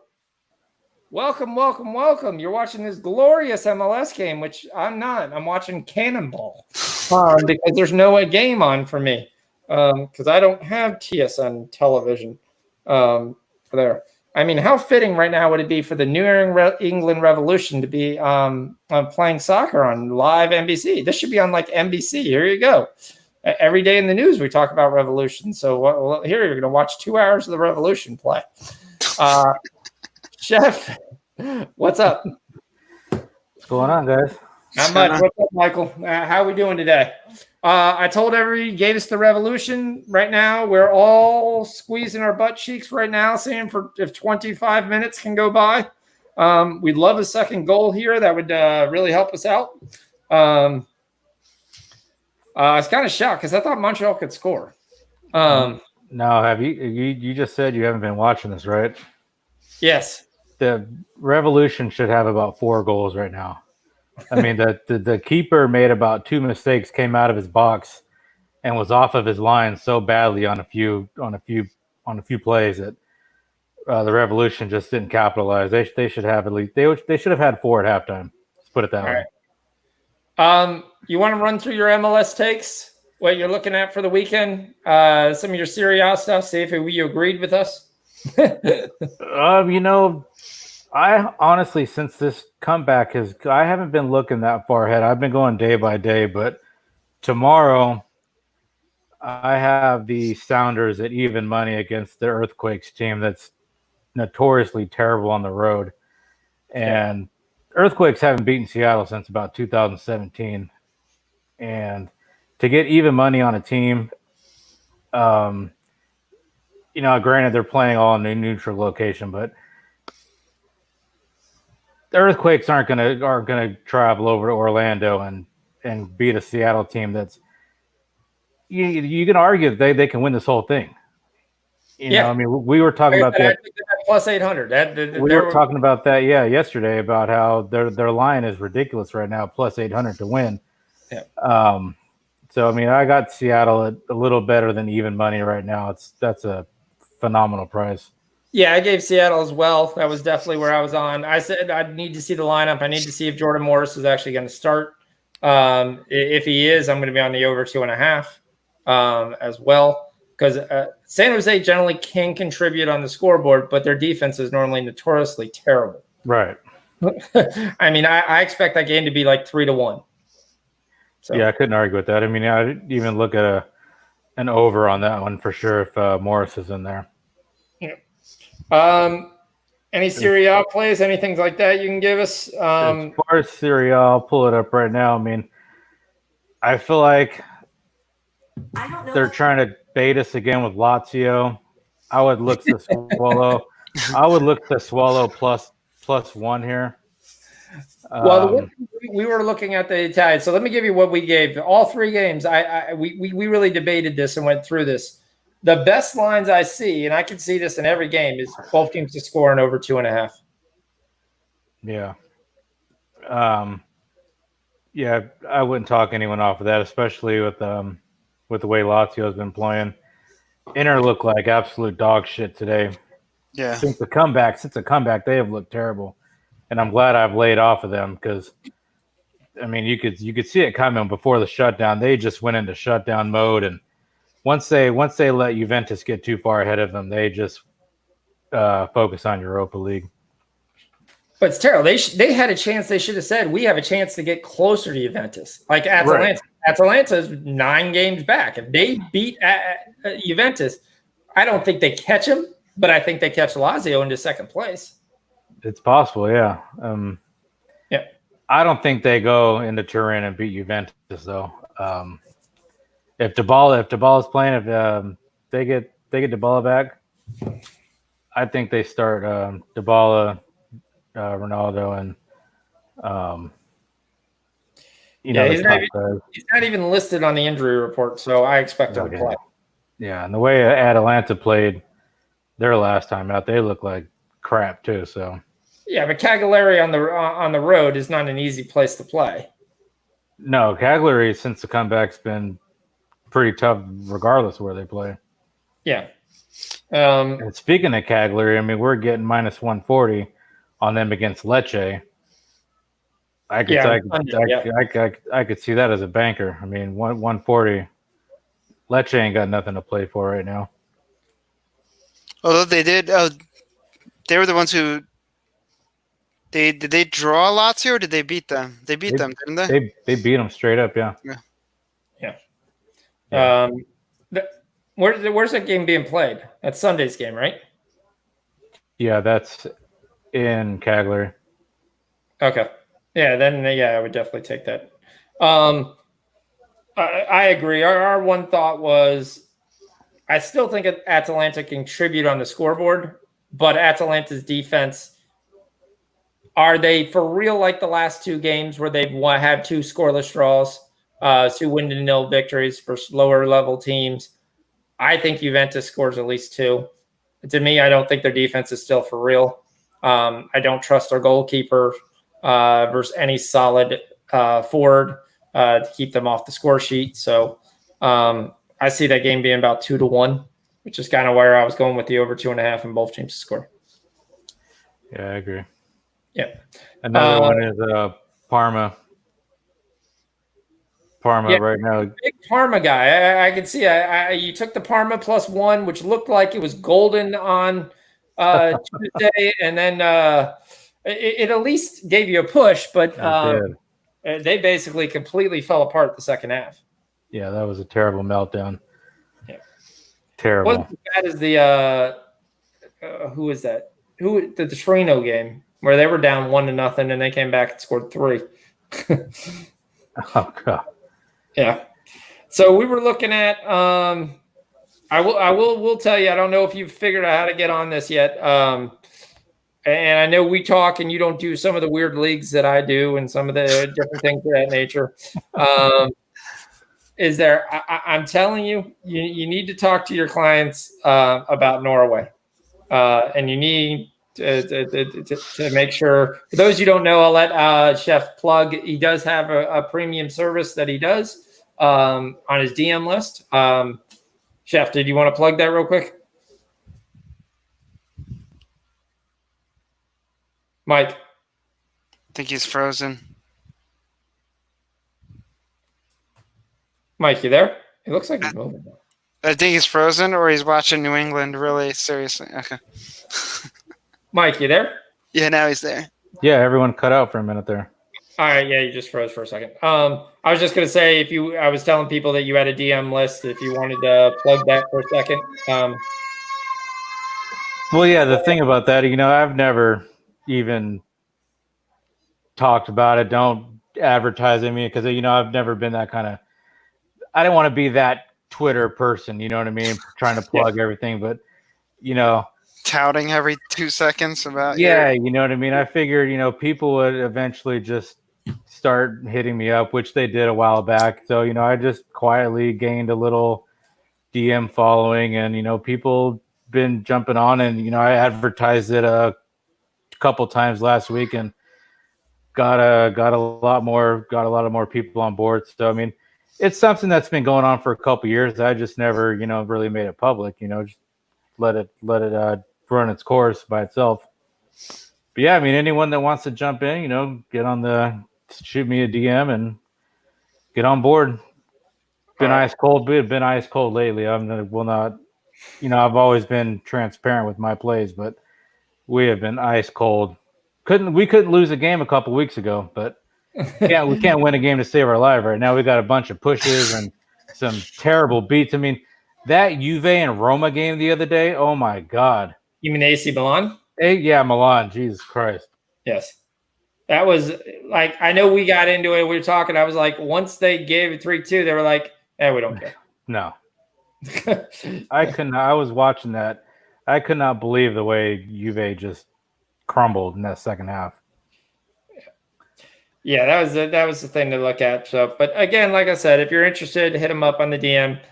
Good things. I definitely agree with him. He agrees with me. We're 100% transparent. Always have been on the show, on the Discord, 100%. You could see every bet we took, every place. You could see whether we won, whether we lost. And you can look at the record and judge for yourself there. I know we give out a lot of plays, and that's how I do the record because I'm a volume guy. Those of you know me, I don't ask for any premiums, any stuff like that. I always sit there and say, hey, if you're winning, shoot me a tip every now and then. It's there. Buy me a Chipotle gift card. Hit me PayPal. Any of those things are fine. I've got a guy who gave me a Chipotle gift card. I'm perfectly fine with that. It's the same as cash. I'm still going to end up going to Chipotle's. My son thinks Chipotle is a food group.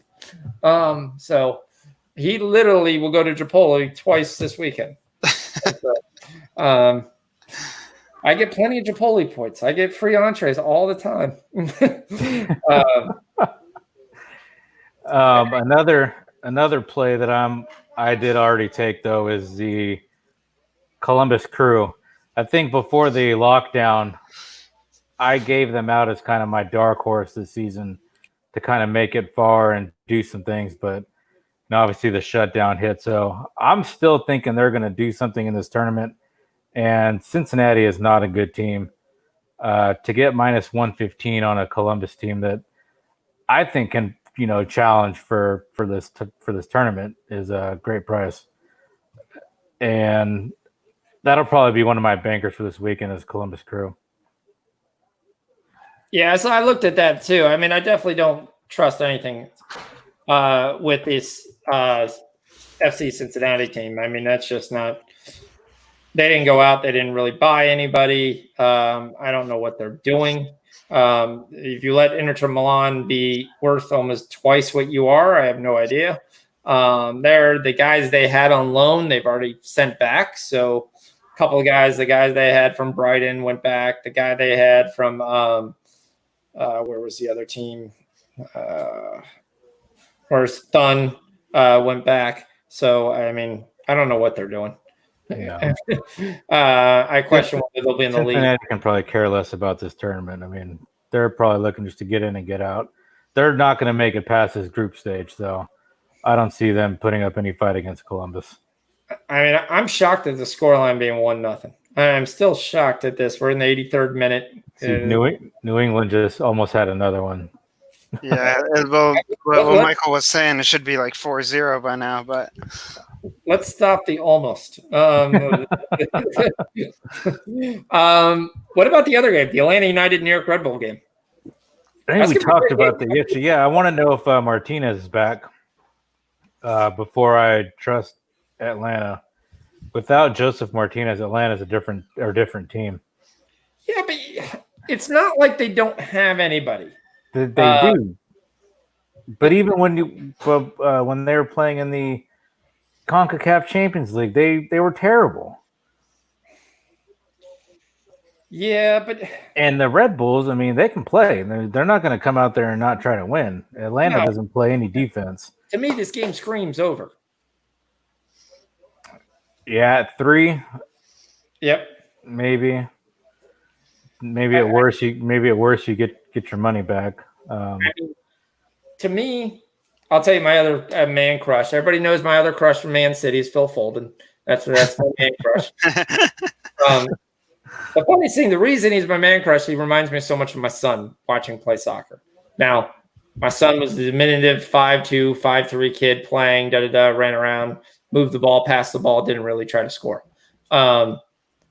My son now is almost 6 foot, so he's starting to need to find some other person to look up to be able to play. But my other thing is Ezekiel Barca. I can't believe he's still in the MLS. I thought he would have left there. I can't believe Joseph Martinez is still in the MLS.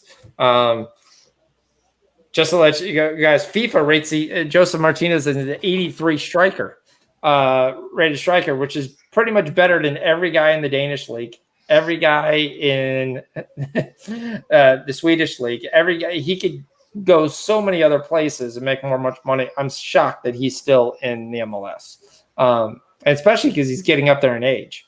So, and he's shown even on the World Cup stage, he could play with the best in the world. So I don't know, but I love Ezekiel Barca, and I think he's going to be able to create chances for them. You still have Dagby there. I mean, I know you can't get this play, but I'm going to give it out since we're talking about the over and it's a better price.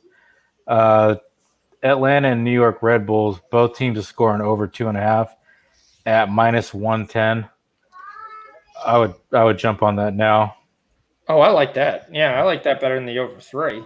Yeah, Yep. I'll get on that. The over 2.5. All right.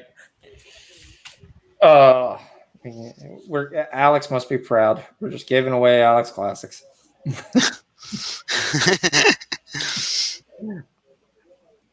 All right. Moving on. Anything in South Korea you like?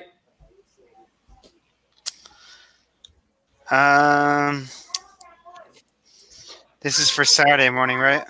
Yeah. I kind of like this Pohang. I mean, I don't know why you're getting such a juicy price, but we've cashed a couple weeks with Pohang. They're playing Suwon.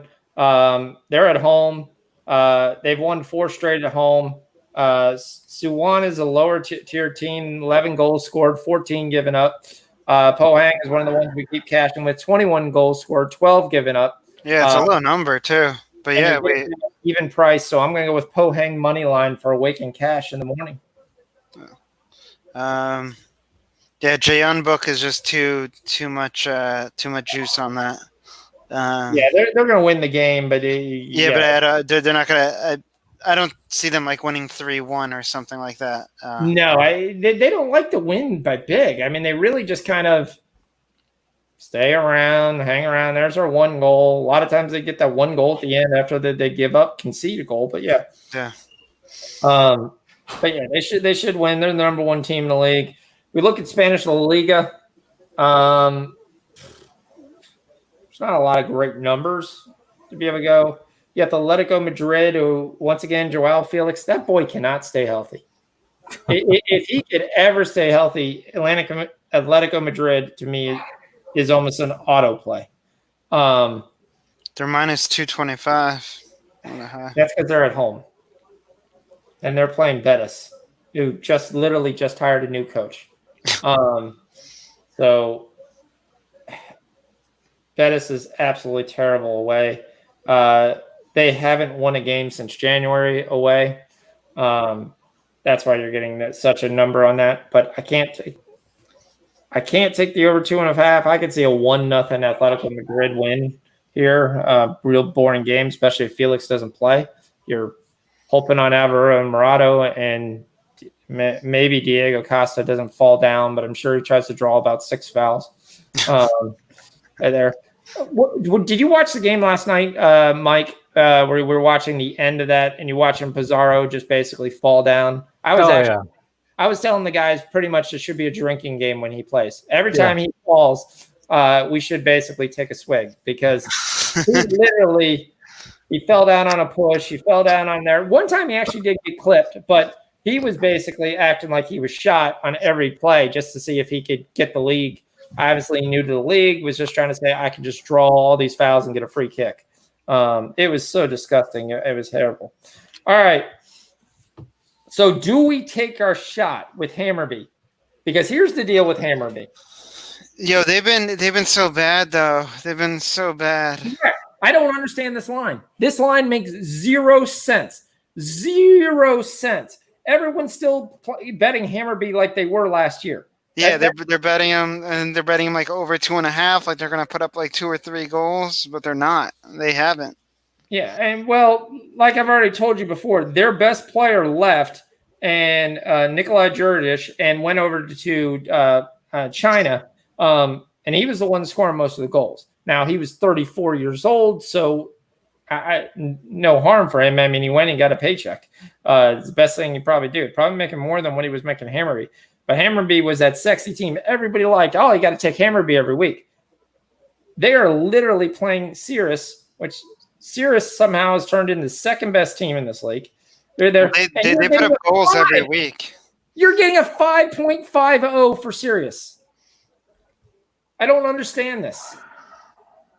This to me screams.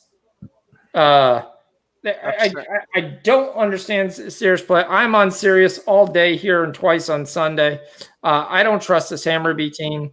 You shouldn't either. They continue to lose games. Yeah, they lost to Majlaby, I think, and then they lost to whatever Hacken or something it was last time. Hacken's not a bad team. It's there, but you're looking at a plus 450 for Sirius. But you could go ahead and do what everyone knows where I'm going to go with this. I'm going to take Sirius draw no bet at plus 300. I'm taking the second best team in the league. I'm taking the team on the road, been a solid road team versus a Hammarby squad right now that just can't score.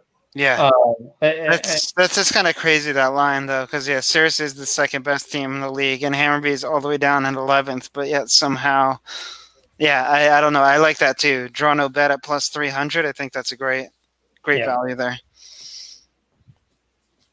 I don't understand that line. So, all right. Moving on, Switzerland Super League. We've got a really good matchup here for Young Boys. Young Boys. Now, the one thing you got to watch with Young Boys is very, very good team. We know that when they're at home. Right. They turn around and they go on the road. A little bit different story. They don't score as many goals. They generally conceded there. They're in a battle fight with St. Gallen. St. Gallen, we all know, crapped the bed today for everyone. Gave up an 83rd minute goal. If I kept that parlay and they had won, that would have been an $8,000 parlay. All right, so Mike, I was trying to say he's got the ability to parlay live bets. So do I. Genius over here parlays Besiktas money line at plus 400, St. Gallen money line at plus 350 when they were down 0-1 in the 15th minute. Yeah, and then Michelin when they were down for plus 400. It's $100 for $8,000. Wow. He's got cash out options. Yeah. So Michelin wins. Besiktas is in the 90th minute. He comes to me and says, should I cash out? Besiktas is 2-2 in the 90th minute. Yeah, they put in a goal right when I cash out option was $1,300. I said, take the money and run. Yep. I was like, you don't know. Soon as I wrote take the money and run, Besiktas scored in the 92nd minute. But still at this point, it's still 60 minutes in St. Gallen. So it was up 3-2. Right. Had a goal disallowed and then scored 2 minutes later. Was up 3-2. So I was really pissed that I cost him $6,000 by saying there. Now in the end, when St. Gallen drew, which screwed all of us, I was probably the happiest guy. So I gave the right advice to my co-host here to take a plus 1,300. So yeah, because I would have been so pissed if I just hung in there, and then in that what was it, the 88th minute they let up a goal, something late in the 80s. I would have been devastating. It would have been heartbreaking. Just you're so close right there, and then you just let up a goal in the 80th minute. So Bailey, you got Atletico Madrid double chance at 2.30. How? Wow. Because Atletico Madrid -1 is -125. Which game do you have double chance 2.30? Oh. He might be talking about Young Boys, maybe? Yeah, it could be Young Boys because Young Boys is 2.30, but they're playing Basel. I'm just telling you right now, this game is going to be closer than people think. Yeah, I think it is too. I mean, Basel did come out flat. I had them I think a couple days ago I had them. They did come out flat that game, but I do think this game is going to be a lot closer. Now, I look at that game and I see both teams to score. Yeah. That's what I'm trying to find, what the number is for both teams to score, because Young Boys hasn't won since late 2019 on the road. Really? They've lost or drawn in 9 straight games. Huh.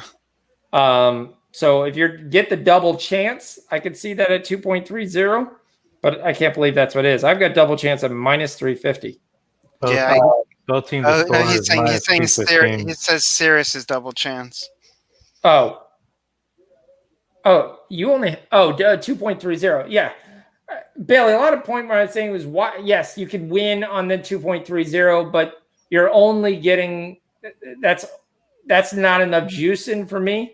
Where if I could just take draw no bet, which I think I have a good chance to win the game, I'm just scared of the draw at plus 230. That's a whole unit more for me. To me, that's more value than getting just, hey, I won a little bit over a unit on the game. I'm fine with saying I lost, but I didn't really lose anything. It just wipe my money and go home. So I will always lean to the draw no bet versus the draw double chance. Did you get that, Shawn? Yep. What'd you have for both teams to score? Both teams to score is -215. Wow. Damn, they know there's going to be scoring. All right, I can't see anything on this game.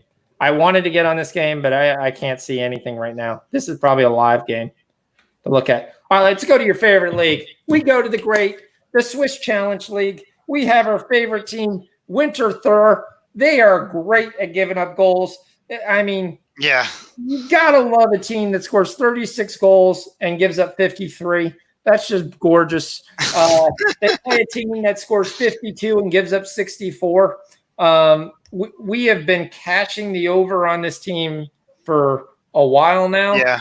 I'm pretty sure we're going to go there as well. But Shawn, take it away. Where would you like to go with Winter Thur versus Aruru? Shit. Yeah, they. Actually, real quick before I get into that, we did win our bet, so the game is over. New England Revolution won. The Revolution has started 1-0. So put it on with a plus money right there on that pick. Yep. Good job, Mike. Thanks for that. Yeah. I mean, in this one, obviously, I mean, both the over and is juiced at minus 250. Both teams' score is minus 275. So we're going to see goals in this one. I honestly think the over 3.5 would be a play here. Like you said, Winter Thur has given up goals. They've also put up a lot, and so has Arahu. I guess that's how you say it. Arau. Yep. Arau. So Arau as well.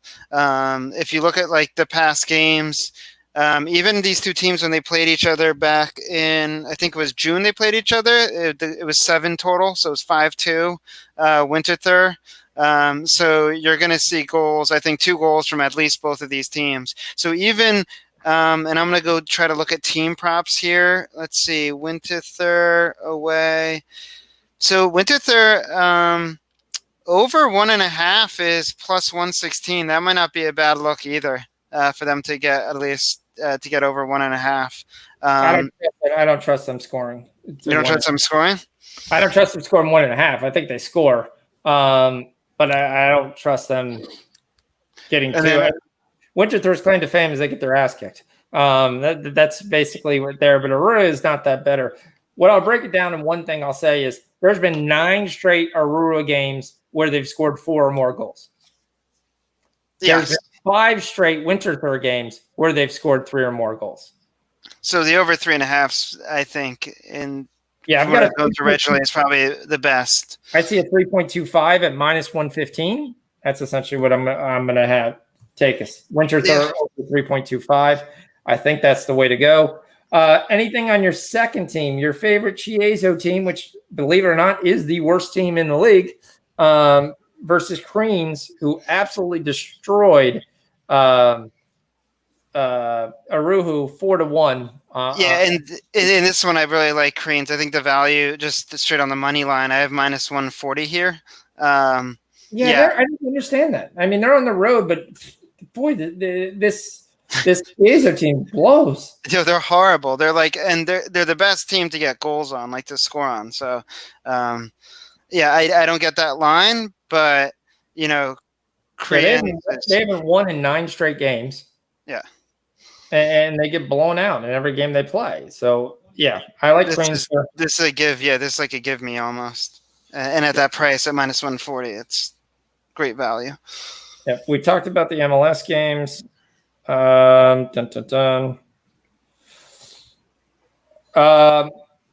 know we're going to talk. We got a while away. We've got Australia lower leagues on Saturday. Have you took a look at that, Mike? I know we're waiting for the Australia Major League a week from today.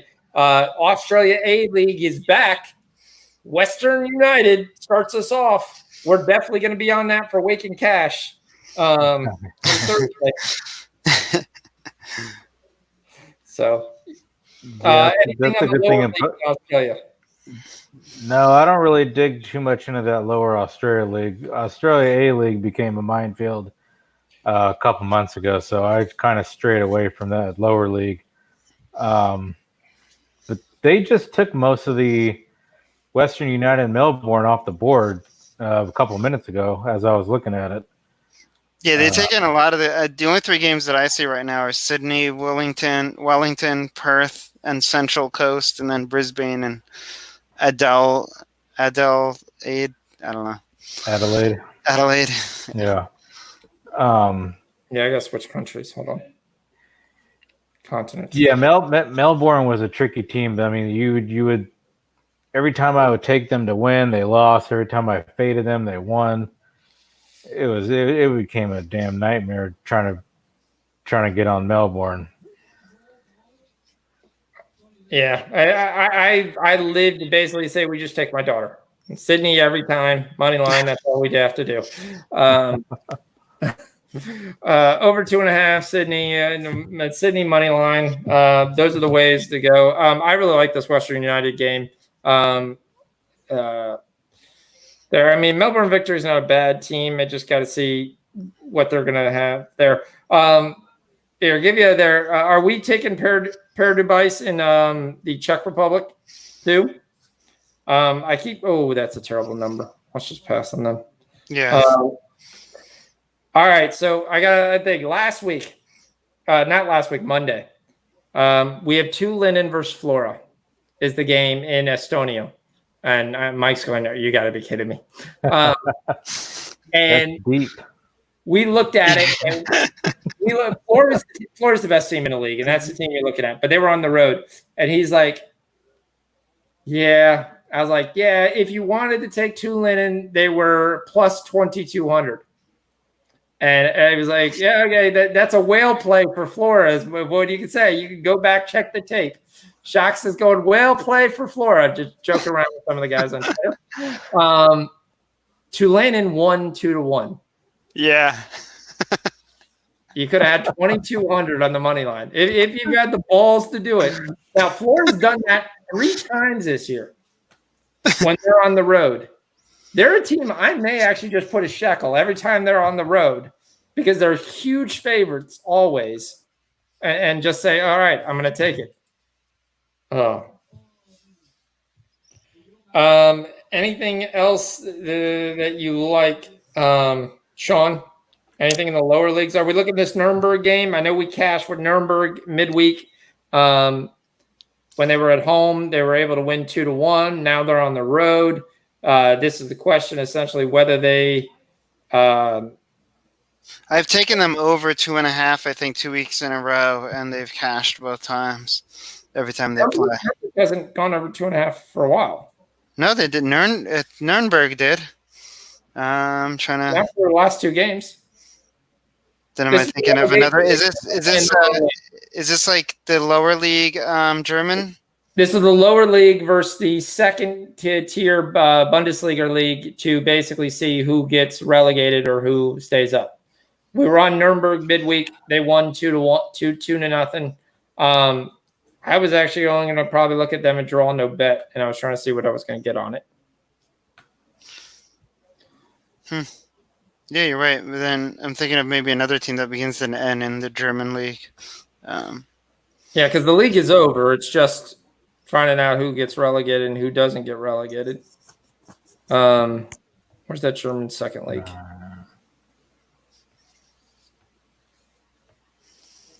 Trying to find things sometimes in this thing is impossible. Real quick, going back to a game you guys were just talking about, I'm going to get on Atletico Madrid and under 3.5 at plus 110. Atletico Madrid and under 3.5. I like that, especially if there's no Joao Felix. I don't see. I mean, I can see that game being 1-0 too. Yeah. All right, so I've got a 0.25 at plus 110. I'll be on Nuremberg 0.25 at plus 110. Because I think all they got to do is get an away goal here, and they know they can coast to 1-1, and they're staying up. So I don't have enough guts to take them straight. I don't think they win twice. Icelandic, I don't see anything we like. We cashed both bets in Iceland on Monday. Harf Nerf Jador versus Breda Bilic, who unfortunately Harf Nerf Jador scored an 87th minute goal to give me my Breda Bilic money line loser that I took personally and didn't tell you guys. But we cashed the both teams to score. We cashed that in the 11th minute of the game. We cashed the over 2.5. We cashed that in the first half. So if you're betting Iceland, those are the 2 teams you want to look at because those are the 2 teams that are scoring. The other team that's scoring is a team called Valor. That's a team also to get behind for those over 2.5s. And the book hasn't caught on. They're still giving you 2.5s, right around even money in that league. They're not moving into 3. I've got nothing in Latvia. There's no big game that I like in there. Not doing anything in the J3 in the women's league. You got anything else for Saturday? No, I mean there's nothing else. Is Bailey still on? Bailey, you got anything for the Liga 2? Huesca was in a really nice game versus Alcoran, as we talked about. They were able to pull it out 2-1, which is what I said. But you did give me Fuenlabrada. I was able to use that in a parlay, so I appreciate that. Cadiz was able to win. Unfortunately, both teams to score for Elche didn't win. But what do you like in Spain, La Liga 2? Bailey in the chat. Oh, you've got plus 103 over 3.5. Bob, we still like that. We definitely still like that in the winter third game. Bailey might have left. But Bailey was our Liga 2 guy. He obviously understood the league better than we have. But we do have the Super Tan, who we cashed. We cashed a boom plus 350 on Tuesday, dog. That was big. Yep. So the one line I don't understand here is Sundsvall. Sundsvall is showing that they are the best team in the league. 2 years ago, they were in the Swedish Eskilstuna. So you're getting a great price on Sundsvall here. I think they're going to win this game. You might even be able to take them a draw, no bet, right around even money. What are we getting for that? Swedish Super Tan, Sundsvall, draw, no bet.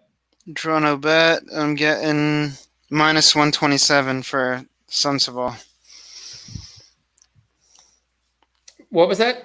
Minus 127. Yeah, I'd take that. Sundsvall, draw, no bet. I like that. I think they win the game outright. If you want to take a little more hair on your skin, I mean that's a pretty nice. What are we getting? Plus 170. Yeah, plus 170. Yep. Hey Bailey, any La Liga 2 picks that you like? That would be the one game I like from Sweden. There was nothing else. I think I circled for Saturday. Do we quickly want to go through anything on Sunday? I'll be honest with you, I haven't really even looked at it, or we just want to stop right there and we'll come back with Sunday plays, similar to what we did today. Yeah, we could come back with Sunday plays. All right, hold on. Bailey's putting a couple things in the chat. He's got Saturday, Huesca replacing Ray Santander. Let me see what they got. I'll give you numbers here. Spain.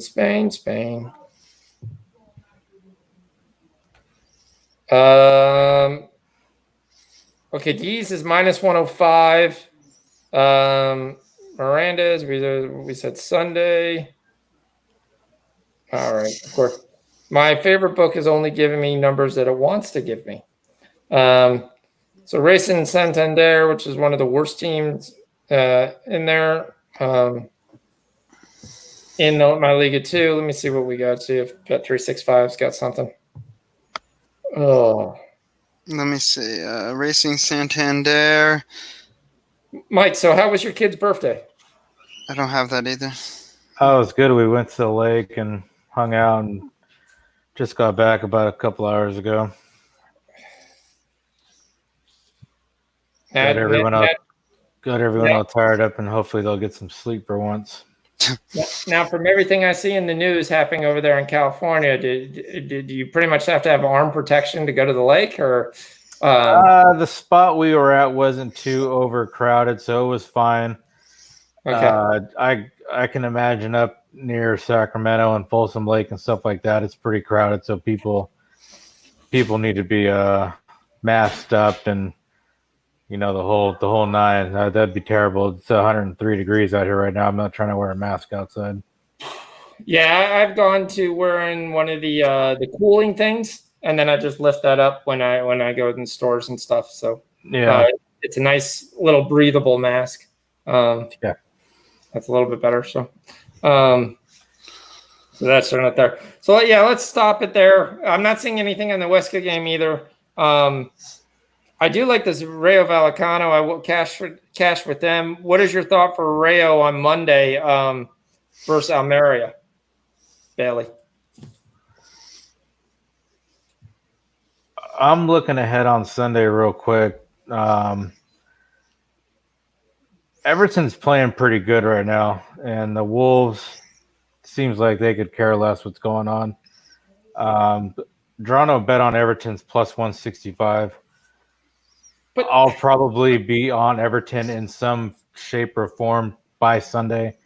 I could see that number drifting away and being almost close to even Toronto bet by Sunday. So I'll probably be jumping on that pretty soon here. Here's my question though: with the Wolves, basically, they lost to Sheffield United in a monsoon. If that game is a dry game, I think they win that game pretty easily. They just have way too much speed to play for Sheffield United to be able to run up and down the field. But the rain, I think, the element really helped them a lot in that game. I mean, Everton's just, I could definitely see draw no bet. I could see there. But the Wolves can't lose here. They literally can't lose. They lose. Arsenal's going to be jumping in this week and taking over their top 7 spot. I think it's going to happen anyways. I mean, Wolves are going to be focused on Europa League. I don't see Wolves even starting. If they don't get top 7 spot, you got to make sure that you're going back. I don't think Traore starts here. He just played. I love that guy, by the way. He looks like he should be playing fullback for like the Chiefs or something. That dude's a beast. He's absolutely. Why he doesn't start some games? I don't get it. The only thing I can think is sometimes they want to bring him off the bench where his speed is so much better than the other guys. But then you could say the same thing. Why doesn't Raheem Sterling start? It's a waste of speed to say, okay, here you got 20 minutes to go create chances, which he does every time he comes in. Sometimes he's a little reckless. Maybe that's to deal with it. So they want to keep him in the game. But it's I don't know why he doesn't start. I mean, I don't know. I can see what you're drawing no bet because I could see a draw here.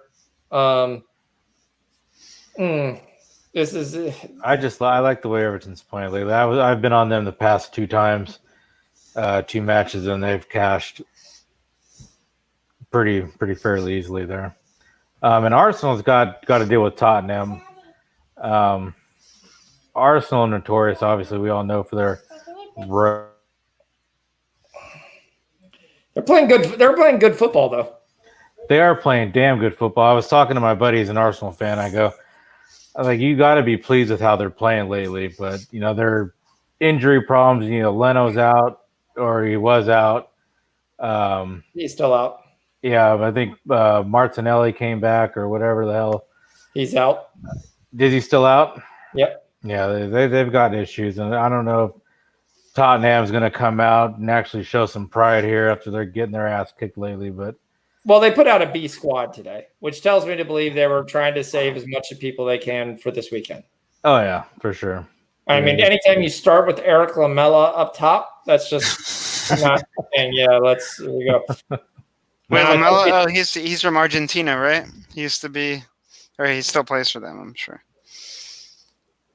Lamela? I don't know. Argentina? I don't know. Let me look. I know he plays for. Yeah, he is Argentina.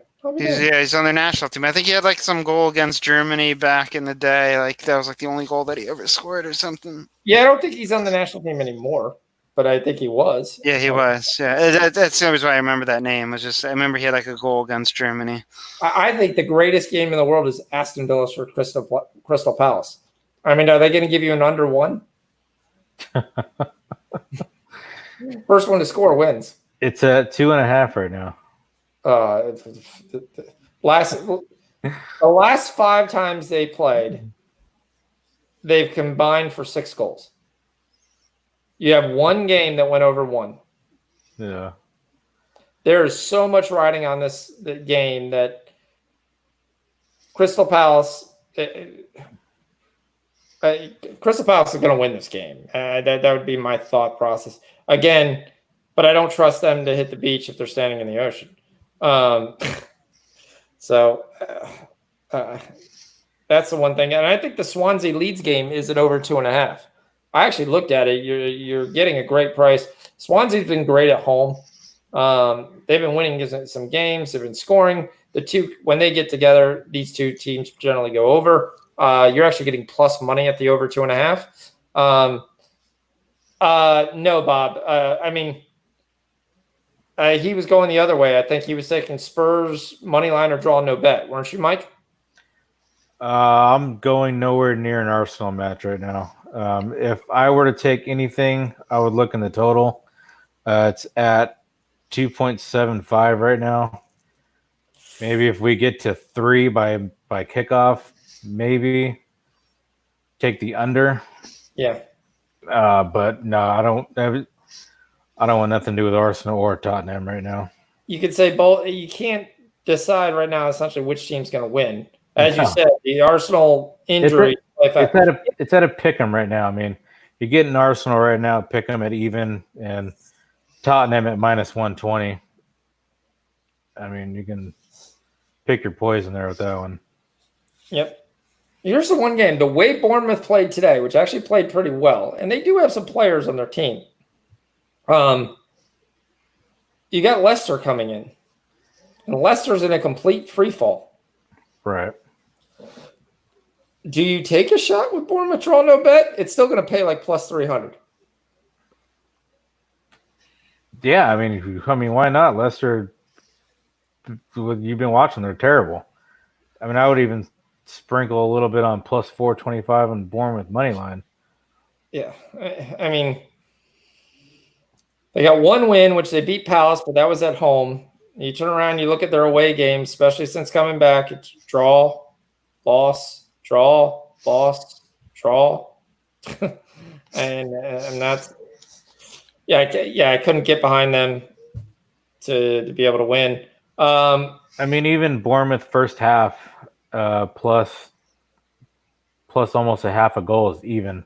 I don't see Leicester City coming out here and pouring it on in the first half on the road with the way they've been playing. Yeah, they didn't look too well. No. Vardy looks like he's ready for the season to be over. I think the Heat just absolutely kills him. I do like KUPS money line in Finland, Vegas Liga. They're playing Hanka. They just mantled it. Inter Turco. I think they'll come in. They'll mantle. Hanka's a decent team, but not the same. Yep. We talked about Parma. How about the Napoli at AC Milan game? Is that game basically the way AC Milan's playing, which basically they've kind of woken up? Zlatan's starting the game, which means Rebic then comes in off the bench. You've got two solid strikers the whole game. Does this game not scream over? Except for the Napoli defense. But, I mean, I think AC Milan contributes on the board, and I think the last 3 meetings with them have gone over. I see this game over. I think both teams are scoring over 2.5 is a lock. I hate to say the word lock, but a highly. I mean, I don't know. I haven't looked yet, but the total right now is at 2.75 at even money. I couldn't imagine both teams are scoring over being terribly off from that. Let's see. It's got to be a plus money then. You know what? They're not even offering it. Yeah, they're not even offering it. But both teams to score just flat out, it's minus 165. Maybe stick that in a double somewhere. I don't see how both these teams don't score. Yeah, it's. I mean, and I think you're going to get plenty of goals. I mean, I think AC Milan is playing great. As you can see, my son's dropping off candy in the middle of this. I got plus 105. There you go. Yeah, Bob, you take your chance. Either one is going to score. I mean, Spurs at home, but again, they're not playing well. So maybe that's because they rested a bunch of guys today. But Kane looks like he's another guy who's ready for this season to be done. I can't see him. He's just not moving around that well out there. We do have Olympiacos, who is Sean's favorite world team. He takes first half, Olympiacos. Yeah, they've just been destroying every team that they come across. especially when they're at home. I had them the other day, and I think they lost or drew or something. They drew, I think. Yeah. It was like, but they put up some goals. Yeah, it was terrible. No, the other day they won 4-2 over Eris. That was our dog play today. Is taking Eris on Saturday, draw no bet. Probably right before that I had them, and they were up, and then they lost, or they drew 0-0, or it was 0-0. Yeah, they played Panathinaikos on the road, and they drew because other than that, they won 6-7 straight games. So yeah. What's the first half? Oh, plus 120. That's nice. That's an official play. Olympiacos, first half. Oh, I like that. Where's my Osaki team? Kawasaki? Osaka. Osaka. Best team in the J League right now. Playing Nagoya. Getting even money on them. Aren't there two Osakas though? I was actually seeing that the other day. I was like, be careful. That's why I said playing Nagoya. No, so Mike, I put this out. I said, all right, we're going to talk about the J League. Here's the best thing you want to know about the J League. There are two teams named Yokohama. There's a Kashiwa and there's Kashima. One is the worst in the league. The other's a mid-tier table team. There's a G Osaka and there's a C Osaka. You got to be careful here, Ben. Got to make sure, really take a double look of who you're putting out there. Right. Yeah, but I look at this. I like C Osaka versus Nagoya money line. We cashed with them last week. They've kind of rose in there. They've got 6 goals scored, 1 goal given up. This will be similar to their kind of hardest test, but they should be able to take care of that. One of the teams to really look at this league, anytime Shonan's playing, look for the over. This team gets shelled. Sapporo's another game to kind of look for. So they're playing Shonan. I could see Sapporo coming out here with the over 2.5. You're going to see that all over Twitter. Everyone's saying Shonan versus Sapporo over 2.75. I don't even know what it is. Let me look. But that would be a game I would take. What am I getting on that? Mike right now is looking maybe 2 heads. He's like, who the hell are these teams? You're going to laugh when we come in here next week, and I'm going to say, here's my waking cash money. That right now. The worst part is, so I was out last Saturday, and Sapporo played on Sunday. I had it queued up. I went on the internet. I got a can of Sapporo beer, and I was ready to chat and saying, this is who we got to take. And then the last second I looked and I said, no. Now, with the 50, Sapporo won easily 2-0, which I was like, woke up in the morning. I was like, damn. I knew I should have posted it. But yeah. But no, Shonan right now is over 2.75 is minus 110. Go ahead and take that. That's an official play. Shonan over 2.75. Really like that. By the way, if you get on that Osaka right now, you're getting plus money at plus 110 on that. So that's one of the best matches of the day, though, is going to be FC Tokyo versus Yokohama Marinos. That's the one you want. That's the one who won last year. They've actually got off to a really rough start. So that should be a very good game. That might be another game to look at the over. It's there. I was looking at Bodo, but Bodo is Manly. There. This is what I was going to tell you where I somehow got derailed. And I want to tell you, your clients better be looking at Norway. That's what you need. You need to do the league. It's a great league. Anytime you can tell them that you need to take start or take odd is one of the greatest league. They have the coolest nicknames anyway. So, Bodo Glimt, if you haven't catched on and the book's kind of caught on, we've been taking them every week -1 for plus money, and every week is cashed. They have 18 points in 6 games. They have 24 goals scored and 6 allowed. This is the first time you're finally seeing a -1.5, which is essentially what I'm looking at. The problem is they're playing a team that has given up 19 goals in 6 games. So I'm going to tell you guys to take the -1.5 for Bodo Glimt. So that's going to cash. I like that one. Yeah, they've been good to us. So Yeah, got to keep riding until she bucks you. That's always the way. So, my wife is not in the room, or else I would have been yelled at.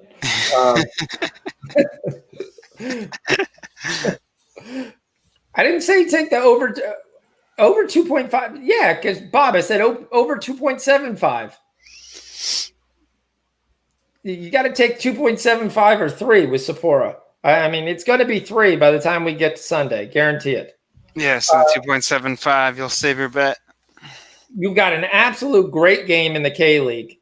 Wilson Hyundai, one of our favorite teams we like to play for Waking Cash, playing Diego. Diego's been on an absolute roll. Basically hasn't lost in 11 games, and that was the Giambuk, the league leaders. Olsen Hyundai haven't lost on the road till 10 games. Something's got to give. You're getting really good numbers on both teams. VTPS. Both teams to score is what I was going to look up, or the over 2.5 guaranteed. That was really. What do you get on that? On that, I get. Just looking at. Why are they not pulling it up for me? It's South Korea, K-League 1. Oh yeah, on the over 2.5, I'm getting -121. On the both teams to score, I'm getting -160. -160. Oh, bet 365's got a -138. So at -138, we'll go by that number because that's a better number. Yeah, I like both teams to score. on it. If you get a really good number, that's where I really like both teams to score. Both teams are going to score. They're both contributing on the scoreboard. Any take in La Liga on Sunday, Mike? Honestly, haven't looked that far ahead yet, but as far as tomorrow, not sure if you guys covered it yet. I will be on Real Madrid and over 3.5 at +200. I think Real Madrid can put up 3 by themselves, and Alaves can put one in. Maybe Real Madrid gets us there by themselves. Maybe they score 4. But at minimum, maybe we see a 3-1 match, get us over that 3.5 goals. So plus. What's the team total though? Well, then what is Madrid at 2.5? Is Real Madrid the team that's been winning with like a Sergio Ramos penalty kick for 3 games in a row? Yeah. Okay. But Alaves sucks. Madrid team total is 2.5 at +110. So if you think the only way you're getting over 3.5 is by them scoring 3, why wouldn't you just take that? Yeah, it's a good look too. I was just trying to go for the bigger number. I thought that was the smaller number, over 3.5. What was that? That's at plus. Where to go? 1, that's 11. That's 12. 12 and 9, that's 30. +200. Okay. All right. +200. I like that. Okay. So yeah, that'll be it for my Spain. Spain's a crapshoot. Yeah, Spain's. Well, I mean, you've got a lot of things on the line for a lot of these teams. I mean, I don't venture into Spain very often or Germany. No. I will say Bayern Munich to win the Champions League right now is looking pretty good. I wouldn't steer nobody off of Bayern to win the Champions League at +300. I gotta look at that. I gotta look at those futures and see who's out there right now. Yeah, Christensen is definitely Bailey, like you said, good for goals. When you look at them in the Norwegian league. They play a Stabæk team that likes to also give up goals and score as well. But yeah, no, sir. I mean, there's a lot of other looks I had on Sunday. I'll put those in the Discord. We're getting close to here, 2 hours and 40 minutes, and I'm being called. So I think we're going to go ahead and stop it then. So I'm still married. So yeah, you gotta give the wife some time. Yeah, 2.5 hours I think is always going to be here or there. I'm never going to do a show except when we do a live show, which we did do some live shows last year on Saturdays, which was great, especially when we had college basketball. Because you don't know, Shawn Shockey is actually a master of college basketball. He's winning left and right. So other people may get some notoriety by being loud, but there's other people that are very good as well. So, thanks for everybody coming on. Shawn, give you a chance, drop your Twitter feed. Everybody should know it that's in there, but yeah. Thanks everybody. All right, thanks, Mike. Yep, see ya. See everybody. Hope we all wake in cash. We'll put the feeds, everything always in the Discord. I'm going to try to put it throughout the day, so I do want people, obviously, if they took time and went to the show, they know all the picks. So not just going to put it there so people start looking at the Discord early in the morning and saying, okay, I know what everything they took. I don't need to watch the show. So tell your buddies, tell your friends. They're all likes and retweets are definitely thankful for them. So thanks everybody for joining. Have a good night. Goodbye. Thanks. All right, bye.